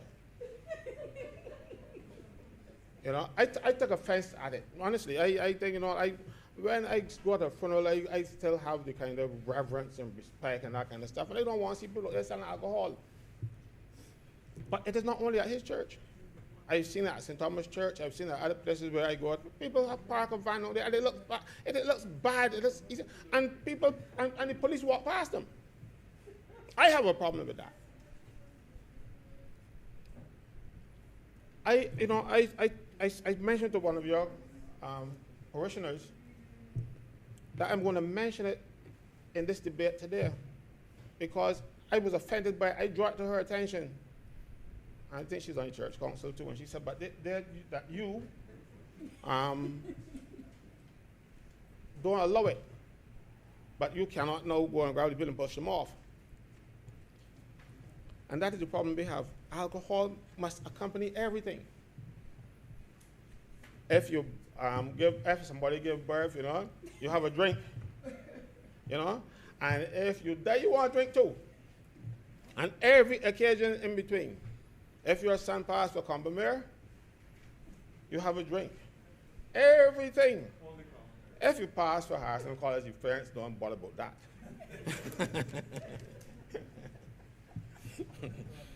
You know, or they end up drinking as a result. But, so I just want, a little levity is okay. But I want to touch on the particulars of this bill. And I'm going to read the section 26 and come back. Because we did this already, you know. You know, last year when I spoke in another debate, I said, but we don't send appeals to the High Court anymore. And I objected to it. I told them since we had the Court of Appeal in Barbados, a standing Court of Appeal, because prior to this Court of Appeal, you had the judges who didn't hear the case used to form the Court of Appeal. So judges in the High Court used to hear appeals from these tribunals. That has been done away with. But you still put in legislation, and then you had to come back last year and undo it. You're going to have to do it again this time because you're putting appeals to the High Court again in this legislation. So this will pass, I know it will pass, but you're going to end up doing it again because the High Court don't hear appeals anymore. They go to the Court of Appeal. They hear cases from all the tribunals, the Plumbers' Rights Tribunal, the Sovereign Tribunal, everybody now go to the Court of Appeal. We are now, that's what I'm telling you, you had all of these people from the courts and every place else, and you still get it wrong. That's what it is. It is an elephant made to a committee specification. Everybody wanted to get their own little piece in. You know, that's why an elephant got a tail at the front and a tail at the back. That's because the committee, everybody wanted something special. But let me now go back up to the top. We speak to a club of employees, and the Act speaks about prison officers, not prison officers, sorry, fire officers, police officers, but it says it includes, let me look at the particular legislation, the particular clause, just to get it right. So I remember reading it.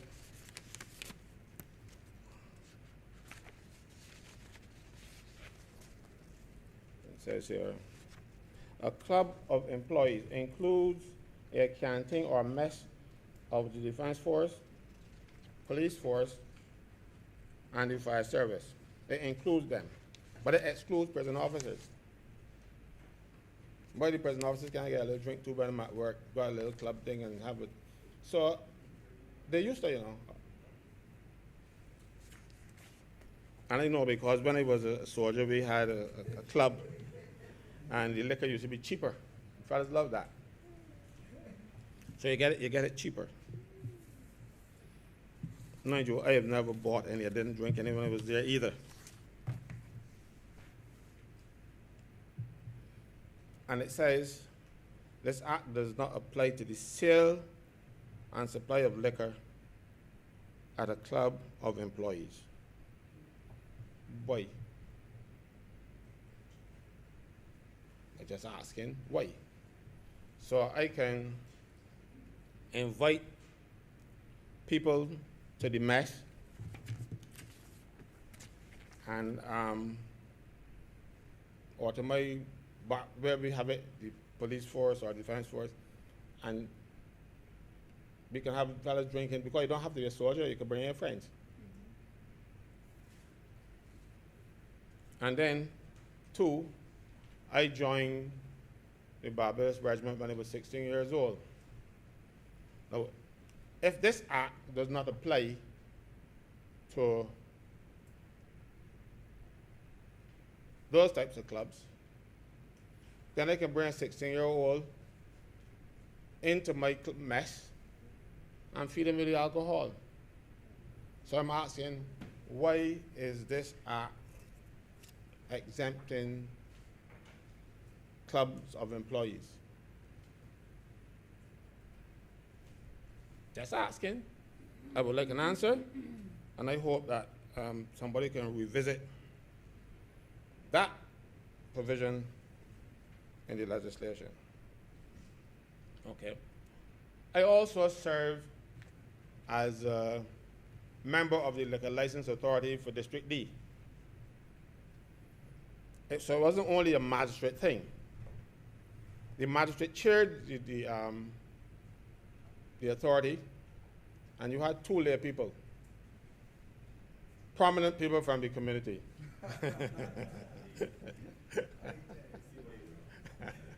Well, that's what it was supposed to be. Somebody thought it was prominent, I don't know. But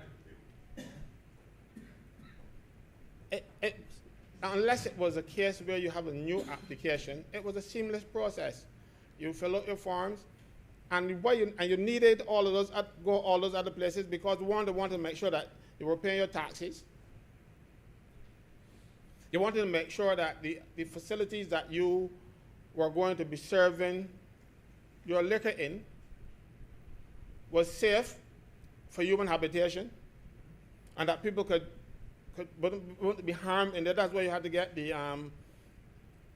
Ministry of Health and environmental people come and look at the facility to make sure you weren't serving it in the pig pen.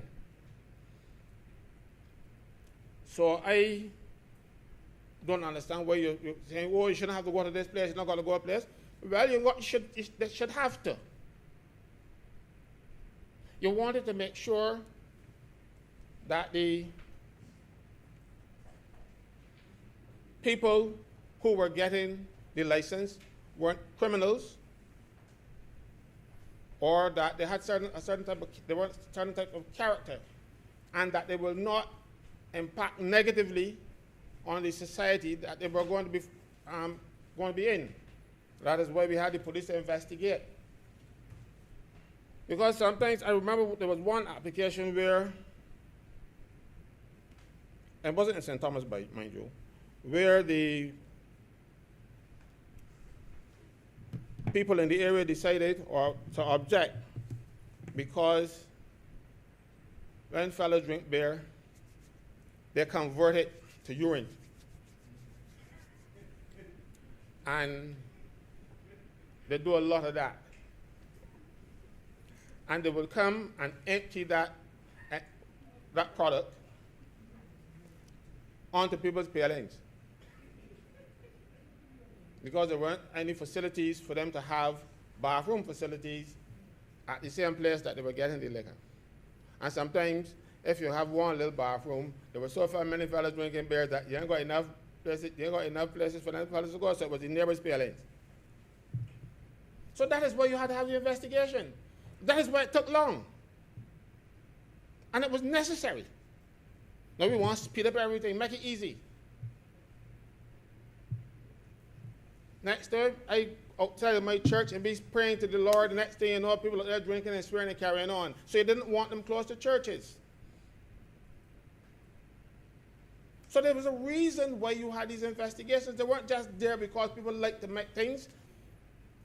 They were there for specific reasons to protect the society and to protect the society's morals.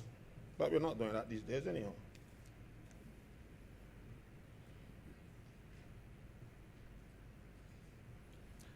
And you had to publish the application in the official gazette. And then thereafter, it had to appear in the daily newspaper, so the people who read the papers would see that a man called Cappy Gwynnis wanted to have sell liquor down here. No, you're not doing that anymore. What you're doing is publishing it on the ministry's website. I ain't watching the ministry's website looking for the liquor license, nothing. So by the time you publish it on the ministry's website, that's not public notice. So nobody ain't going to know. The fella can get a liquor license. Because by the time you get a license and then you see the fella coming with the hammers and nails and pound and making stuff, You'll be doing there? Money building a rum shop. Oh, how you get to build a rum shop? I didn't even know. Because it's going to be a secret process on the ministry's website. You really feel I'm going to be on a daily basis or a monthly basis or even a yearly basis going onto the ministry and looking to see who putting a rum shop near me? No.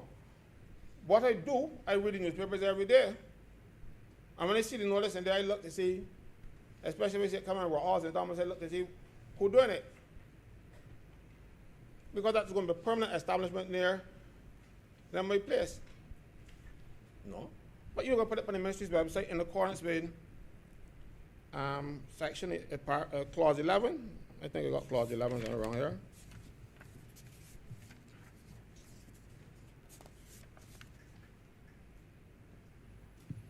It says, on receipt of a new application for a retail license or an entertainment license, the liquor license authority shall, within 3 days, A, publish a notice of the receipt of the application on the ministry's website or in such other manner as is approved by the director. So suppose you don't approve any other manner.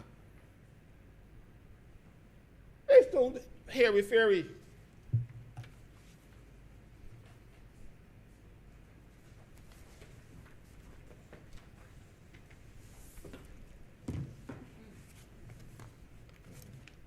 You know, so excuse me if I'm offended by this, because I am. This seems to be able to, you want to put liquor in people's hands too easily. And you're hiding it from the populace. You don't want the people to see that a fella got this. We want to know.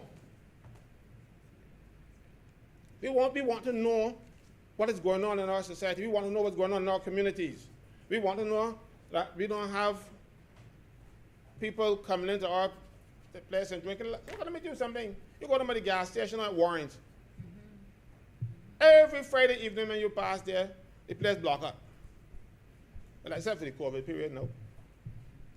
And a lot of young boys with their pants down near the thighs, with beers in each hand. This is what we want. This is a society that we want to have. Because we want to make it easier and more accessible for people to make money. No, making money is not the only thing.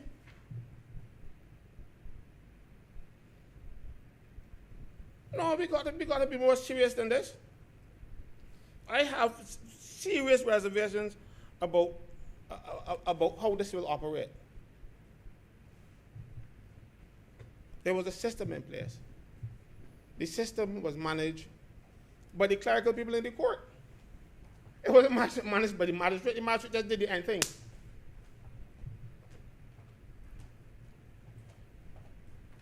The magistrate just did the end thing. So when people talking about, oh, you're wasting time, you're going to the courts, and that is a lot of nonsense. That's not reality. Those officers in the courts made sure that you went through all the procedures that you were supposed to go and do. Get the health certificates, get the whatever else you need to get to make sure that you could run the business without offending too many people in the society.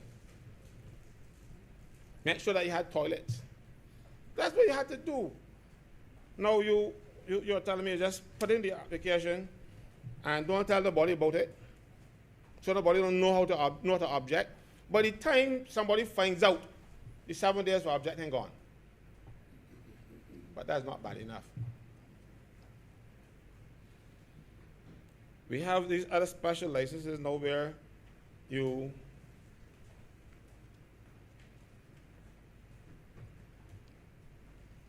have to, they call it a seasonal or a special occasional license, where you go to the authority. Let me tell you something. These special events that can happen, they happen yearly. So like for instance, crop over. You don't have to wait until you hear that it's going to be the 15th of any month. You know it can happen every year. So put your plans in place so that when the time comes, you can go and get your things. No. But what you're doing is to say that you make the application to the authority. The authority will inform the Commissioner of Police.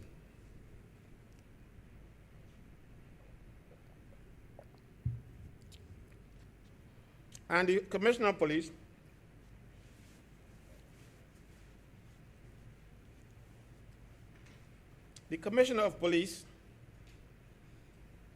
can raise an objection. He can, but it's access to oppose the issuance of the license. But he must do so within 24 hours. You really feel the police sitting out waiting for somebody to come and tell them, no, the police are fighting crime, protecting me from other stuff. So you can tell you only get 24 hours? So all you gotta do is go and run and pet 2 barracks in the boy house and then apply for your license, and next thing you know, the police are gonna deal with that, and you get a license tomorrow. I'm very sorry. Because it says that if the police don't issue this, don't do this, it is approved automatically without any objection from the police.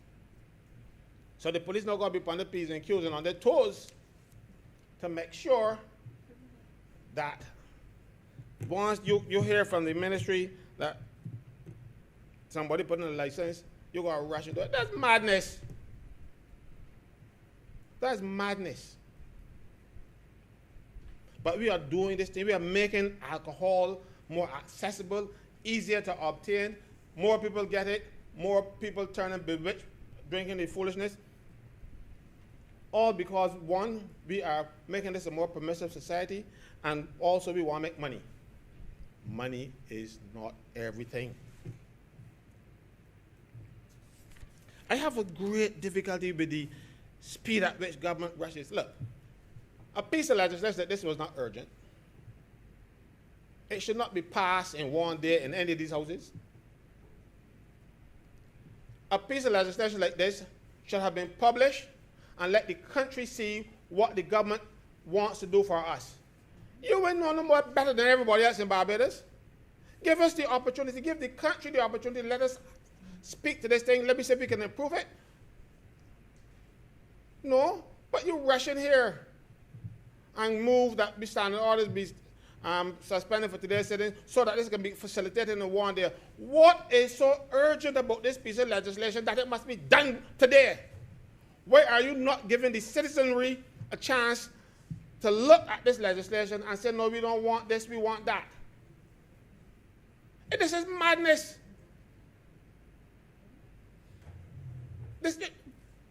Look, if you don't have anything to do,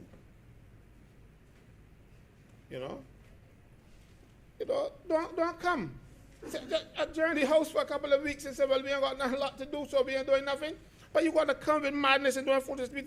It seems as though they go around and say, well, you got anything to do that near completion because we ain't got nothing to put before the house? That's what it looks like to me, Because this is not urgent. And I've seen some flaws in it. So and I'm not the brightest. So if I've seen flaws, other people who are far brighter than me would see some too. But no, you rush. And I hear people downstairs saying, and they must skip downstairs, we're all in here now, and in the other place saying, oh, we're going to increase the age to drink alcohol. They never had an age to drink alcohol before. So they're just going to talk. You mean you're going to establish one? 18, I don't mind. And like Senator Greenwich here, I have difficulties with the age of consent and for alcohol and the age of consent. Because if a person could make a fundamental decision of having sex, and that's more, because I was waiting around till I get 18. Or so I tried. But if you can have sex, you should be able to drink. So that means you should now be going to bring a piece of legislation to raise the age of consent to 18. And by the way, in the definition, age of consent isn't age 18 years or older. It's 18 years. So even you're rushing to do this legislation is kind of nonsense. You just let it here. Look.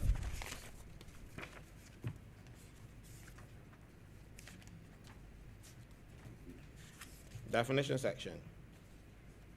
Age of majority means 18 years of age or over. No, it means 18 years. Because it can be some can be over. No, it's 18 years. But they will tell you rush and do these things and bring to Parliament with a lot of foolishnesses in them and think and give people the impression you won't be able to say, oh, we passed 500 bills in our first year. And that's about passing 500, that's nonsense. Take time to do these things and do them properly. I promise to stop pointing out these areas to you because we don't appreciate it. Jeez. Sir, I said I was only going to be for a few minutes. Yes, thank you very much, Mr. President. To make sure that I don't go over my time, I'm going to turn a page and skip forward. Because I use bullet points, and I missed a couple of bullet points. Yes. What is this authority? Explain it to me, because the legislation does not. I know that it is not a statutory board for sure, because it doesn't say so in the Act. But what is the authority? Is it going to be staffed by Ministry of Public Affairs people? You know, because you start bringing a lot of people into the public service and bringing in a lot of people in public service departments. So this is going to be one of them? And how are you going to staff it? Because while I want to remain relevant, I think it's enough to warn you that you're going about it badly and wrong. The last time you tried it. So I don't want you to do it this way again. So let me so bear with me. I saw a body, I like to call it the new GIS, or GIS 2, but you call it the Public Affairs Department. I call it GIS 2. Not TOO, 2. Because you got one already and you got another one now.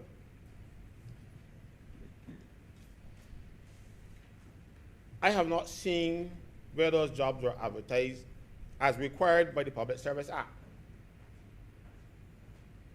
Don't tell me that they're temporary, because the Act itself, I think, is at Section 3. I got it before me, but I could be wrong, but it's Section 3.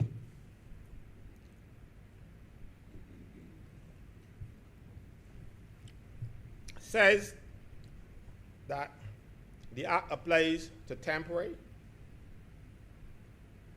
and public and permanent employees. So if you're going to employ anybody in the public service, whether they're temporary or public permanent, you have to follow the procedures set out in the Public Service Act. And I saw some of my former colleagues of the Barbados Labour Party go and fit right smack in these jobs. Don't do it with this. I'm watching. They're going to tell me, give me the job and watch me, you know. So I watch it with them. Give me the vote and watch me. Yeah, sorry, I didn't give you the vote, but I'm still watching. And you're doing these things wrong. So do not do it with this. I'm watching. I'm watching. I blink. I take my eyes off the ball when I come with this public affairs thing. Don't make this a new public affairs thing too. Right? And there's 1, 2, 3, 4. Oh, there. Sir, I am not going to force you to tell me anything, but I will speak again another time. I realize that my time is close. And I just want to ask one last question, if you indulge me. You said you cannot employ a person under the age of 18 to work in an establishment that provides alcohol. You know that you can get a national insurance number from 16 and work. So that means you're telling me now that a waitress gotta be eating. You know, no, I'm very serious. I could get a national insurance number at 16 and go and work, pay my national insurance and whatever else and thing. But I cannot be allowed to go out and work in a restaurant, and if a fella says, hand me a beer, man in the restaurant in trouble. You really want to do that? You really serious that you want to do that? I remember my mother telling me she worked in a shop as a girl. My mother's never a drinker. But you are now saying that a person cannot get legitimate employment in a restaurant that sells liquor.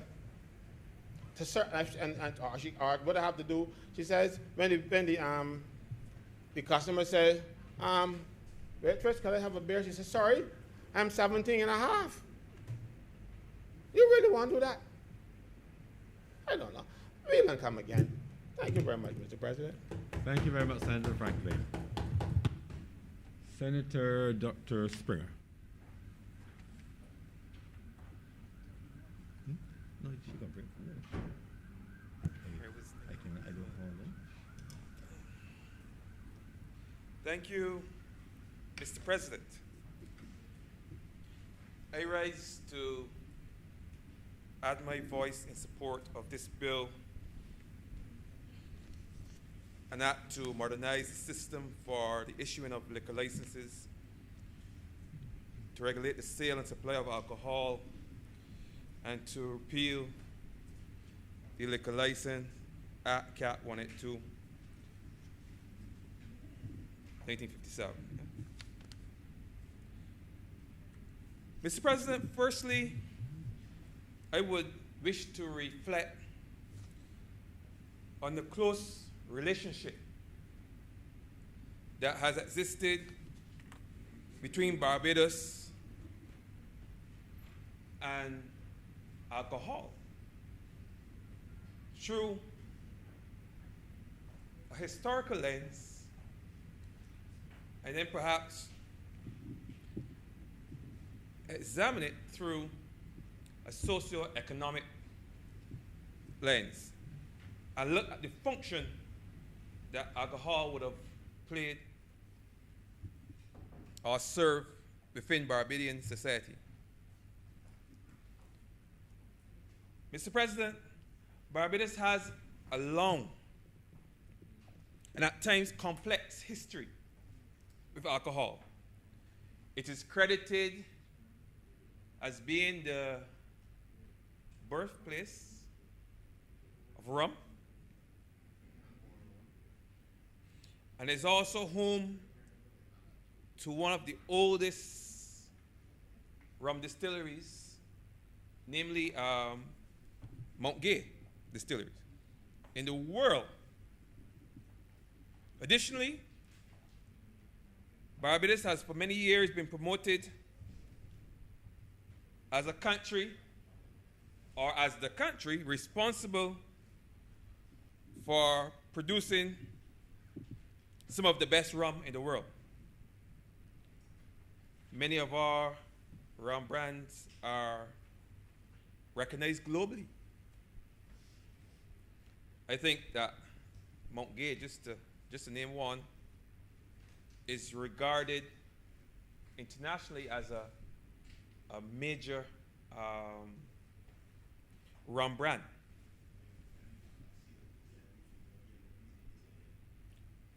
For as long as I can remember, Mr. President, and even long before that, Barbados has been encouraging persons to come here from all over the world to enjoy our hospitality, to enjoy our sun, our sea, our sand, but to also partake and to enjoy our alcohol, our rum. And we have been exporting it for years. Now, I am sure that when we travel and we go overseas and we visit those bars and we visit those restaurants in those overseas territories, and we see our alcohol, our rum, display on the shelves, that many of us are overcome with pride. I'm sure. Sometimes even a glimpse of one of our brands on a TV show is enough to fill some persons with pride. And there's no denying that. Such is the close connection between Barbadians and our alcohol. I mean, one would argue that this connection would have led to the launch of the Barbados Food and Rum Festival back in 2009. And we all know that that event has become an annual staple, not only among tourists, but among locals as well. Having said all of that, Mr. President, it saddens me somewhat that persons would still seek to come in here and berate those persons within our society who would wish to establish a business that retails alcohol, or worse yet, those who would consume some things with some regularity our very own premier product, referring to it as encouraging vices and such like. That saddens me somewhat, Mr. President, given our history and our close relationship with alcohol. Mr. President, in many communities across Barbados, especially in the rural parts of Barbados, where there are no large hotels, where there are no large nightclubs, what we often see is a number of small shops, small bars that serve a very important role within our communities, Mr. President. And if you would just permit me, just to make a quick side point, that when you travel across the length and breadth of Barbados, you see all kinds of businesses. You may see a mechanic, you may see a body workman, you may see a hair salon, you may see a barbershop here and there.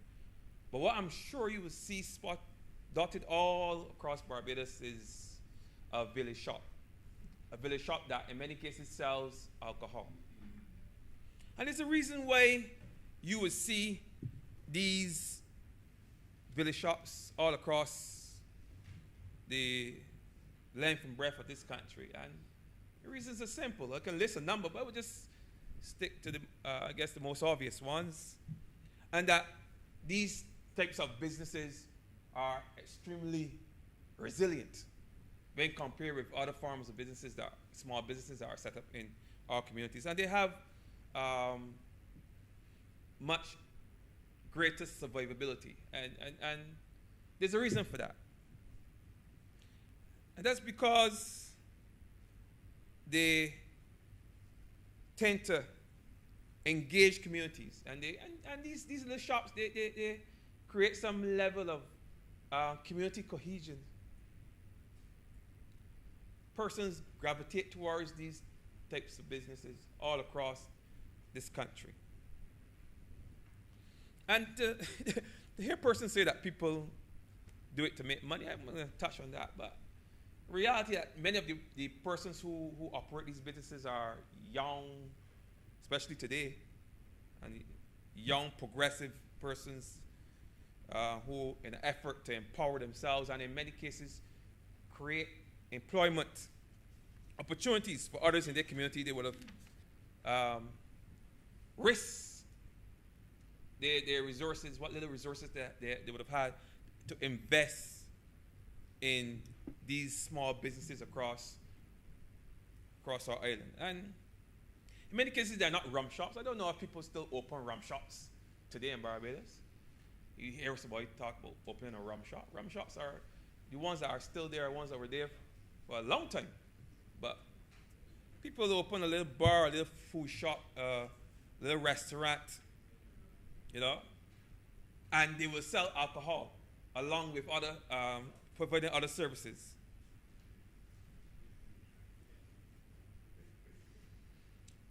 And even if in many cases the alcohol may not even be the main service being offered. You know, the main service may be food, may be a restaurant, but the truth is, you know, the way we socialize, if persons come to your establishment and they buy a drink, they will normally stay there until, you know, the bottle is empty or the drink is gone. And that tends to keep people within the establishment, keep money turning over, and keep that business going. I'm not saying that alcohol is used to lure persons into an establishment. I'm just saying that it has become an important part of the socializing process within our Barbados society. It has been for years, and we all understand that. And that perhaps is why so many persons, even though they may be focusing on other services, food or what have you, they may still seek to get a liquor license so they could sell liquor at some point and to help build or expand their business. And that has a lot to do with what even Senator Franklin would have alluded to. It's an integral part of our culture, alcohol. You know, we use alcohol, we consume alcohol as part of, when we celebrate, as part of a celebration. In a wedding, you see it, well, you're seeing them now around the graveyard. I wouldn't say that I 100% like the sight of it, but I realize it has its role. But it's part of the grieving process. One time you will go to a shop, now the shop comes to you.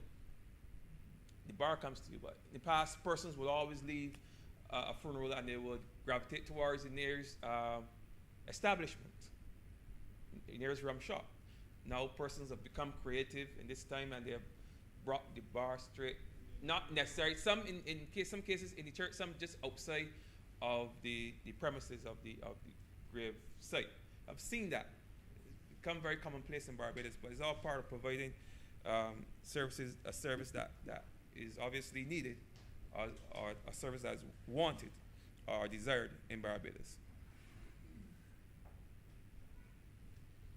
Now, just to shift away slightly from looking at it at this a social level, I just want to bring a few statistics just to get a sense of why this alcohol industry is so important to Barbados. So it was so important at both the international and the local level. I did a little bit of research and I saw a study.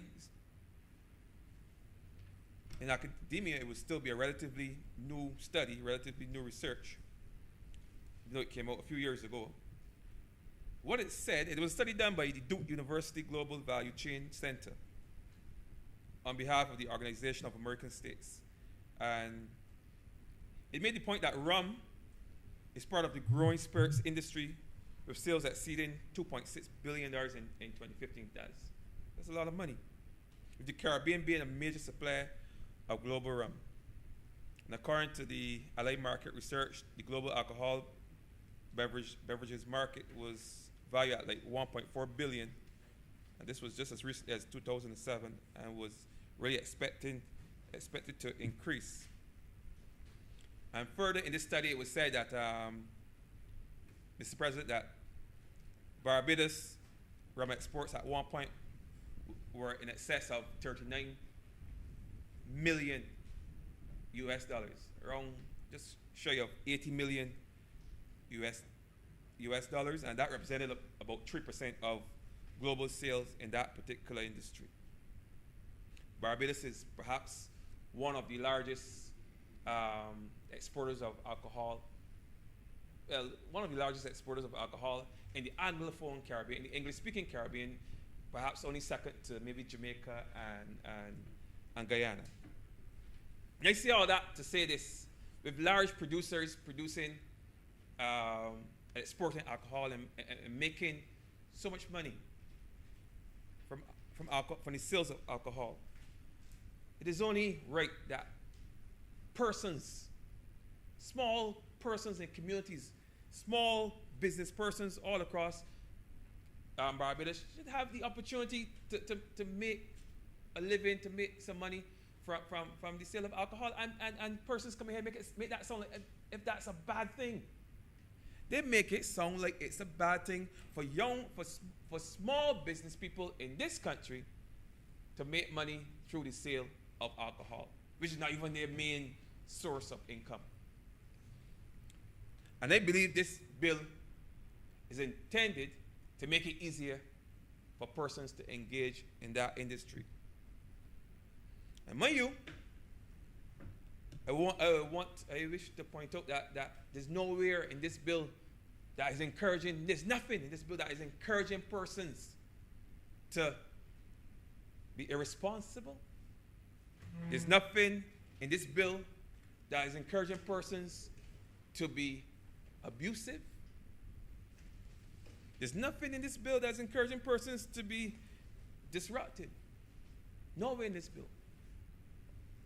This bill seeks to make it easier, the whole process of doing business, to make that easier for the entrepreneurial person, the business-minded person who is seeking to empower themselves or who's seeking to provide their community with a service. That's what this bill is looking at. If you want to talk about persons and their vices and their weaknesses, that's a different conversation. This bill protects from that. It makes it easier for entrepreneurial, progressive, small business persons to elevate themselves in this country. And just to get back to what was said earlier, that people are in it for money. Of course they're in it for money. The reality is that COVID has caused a lot of people to lose their work. A lot of people are now unemployed as a result of COVID. And in many cases, these persons who are engaging, who going forward, we know will be using this much improved service to acquire licenses, are persons who engage in this, what someone refer to as a side hustle, not just because they want to make money or enrich themselves, because these people are perhaps people in households where they were five with 3 adults and 2 children, and 3 adults were working, and now only 1 adult is working, and that one person has to carry the load of the household, and that person and the other 2 decide, you know what, we have to find a side hustle, what we refer to as a side hustle, which is natural fact is an entrepreneurial exercise where they determine that we're going to do something else to bring some money into the house because we have mouths to feed, bills to pay, and children to send to school. These are the type of people that are setting up these businesses. Not people, they're trying to make money, trying to enrich themselves on the backs of black people, like how some persons would like to come here and have us believe. That's not the case in most cases. People out there so trying to provide for their families, for their children. And I'm glad that I mentioned children because going forward, as we look at the reform of our educational system, we have to pay more attention to pay more attention to entrepreneurial activities. Yes, we have to. I remember some years ago when I first went to university, there was a Jamaican lecturer, and she made this point to me that I still remember to this day. She said when she came from Jamaica to Barbados, one of the things that she discovered that there were very few small business people in our communities. She said in Jamaica you find a different business all up on every street. In Barbados we didn't have that. That was not a part of our culture. But now with our reforms we're going to make that. We're going to focus on how important being entrepreneurial is in building out economies. So this is something that we have to teach our children, not necessarily to encourage people to just be just to encourage people to get license for sell liquor. The whole concept of being self-made, going out and starting your own business, being business-minded. That's what I'm talking about, Mr. President. So I'm going to close shortly, but I just want to look at the bill in a bit more detail, because even though this bill seeks to modernize and make it easier for persons to acquire liquor license, not only for a little shop, but persons who engage in public entertainment and other catering business and such like, what it also points out a number of responsibilities that a person must have in order to maintain that liquor license. And if I can just look at clauses 27, because I have it here. Clauses 27, it looks very much at children. I'm very concerned about children minors. It brings into sharp focus this whole idea of selling alcohol to minors. I was here. I heard Senator Greenidge mention as a young person seeing, children going to shops to buy alcohol for their parents or for their father, for grandfather. Wow. I've seen that too myself. Perhaps one of the younger males in this room, but I remember that as a child. I remember that as a young man growing up, seeing it wrapped up in newspaper and put in a place in a brown bag, like it magically becomes something else if it's wrapped in newspaper or a brown paper bag. You have to put a stop to that. So this bill brings back into focus this whole concept of not selling alcohol to minors. And not even the older minors, not even the 17-year-olds and 16-year-olds, but sometimes these little 10-year-olds that people might want to send to the shop. If that is still going on in Barbados, it needs to stop. It really needs to stop. I have no tolerance for that type of activity. I would not encourage it. And I'm glad that it was identified and outlined in this bill, and there are consequences if persons engage in that type of activity. There are also other responsibilities as it relates to this bill. Clause 27. Well, clause 28, 29, and 30 looks at some of the responsibilities. But let me just look at 30. Because one of the things that I've seen in my travels is that sometimes persons come into an establishment and they drink, they get drunk, get too drunk.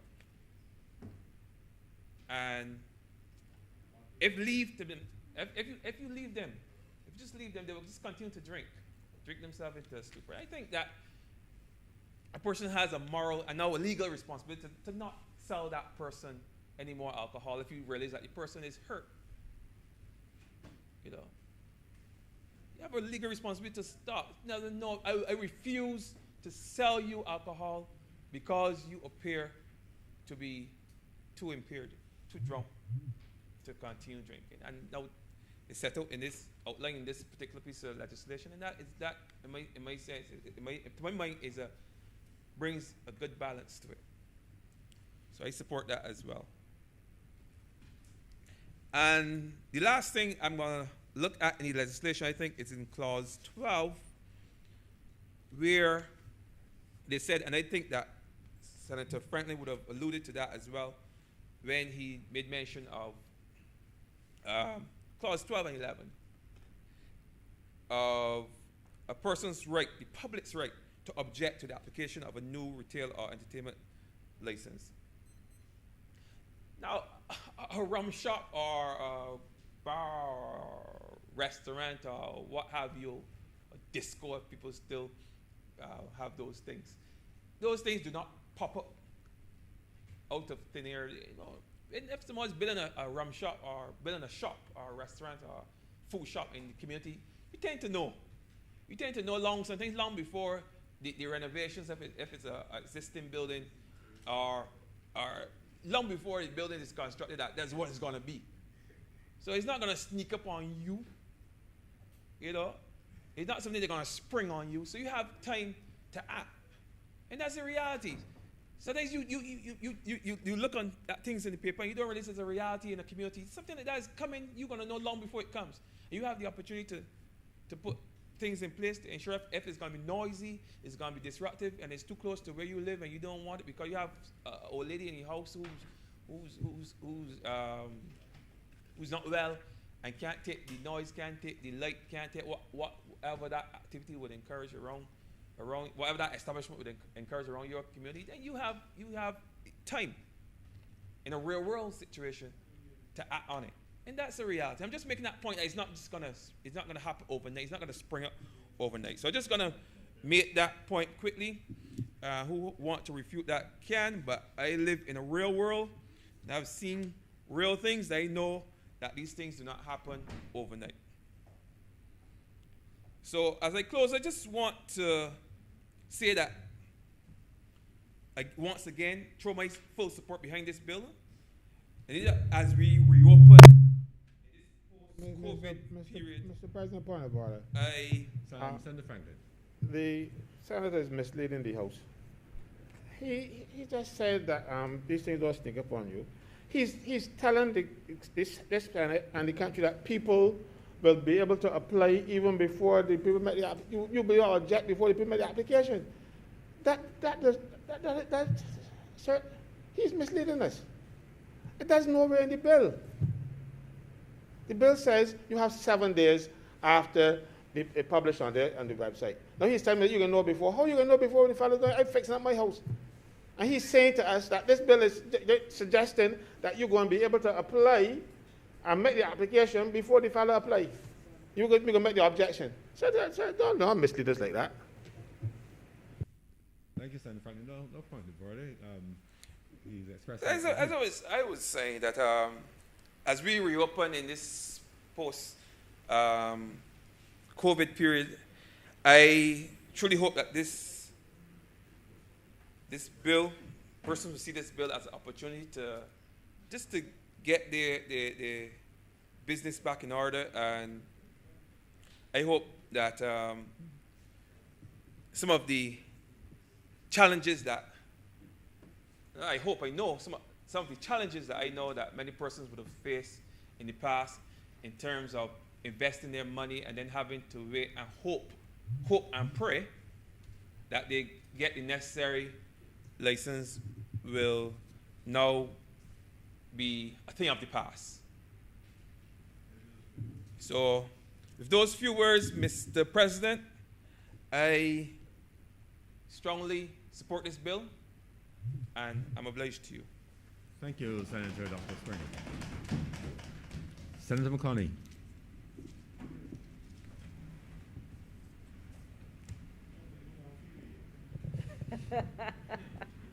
Mr. President, I beg to move that this session now be suspended for lunch until 3 p.m. The question is that this sitting be suspended until 3 p.m. Those honorable senators in favor, please say aye. Those against, please say no. Methinks the ayes have it. The sitting now stands suspended.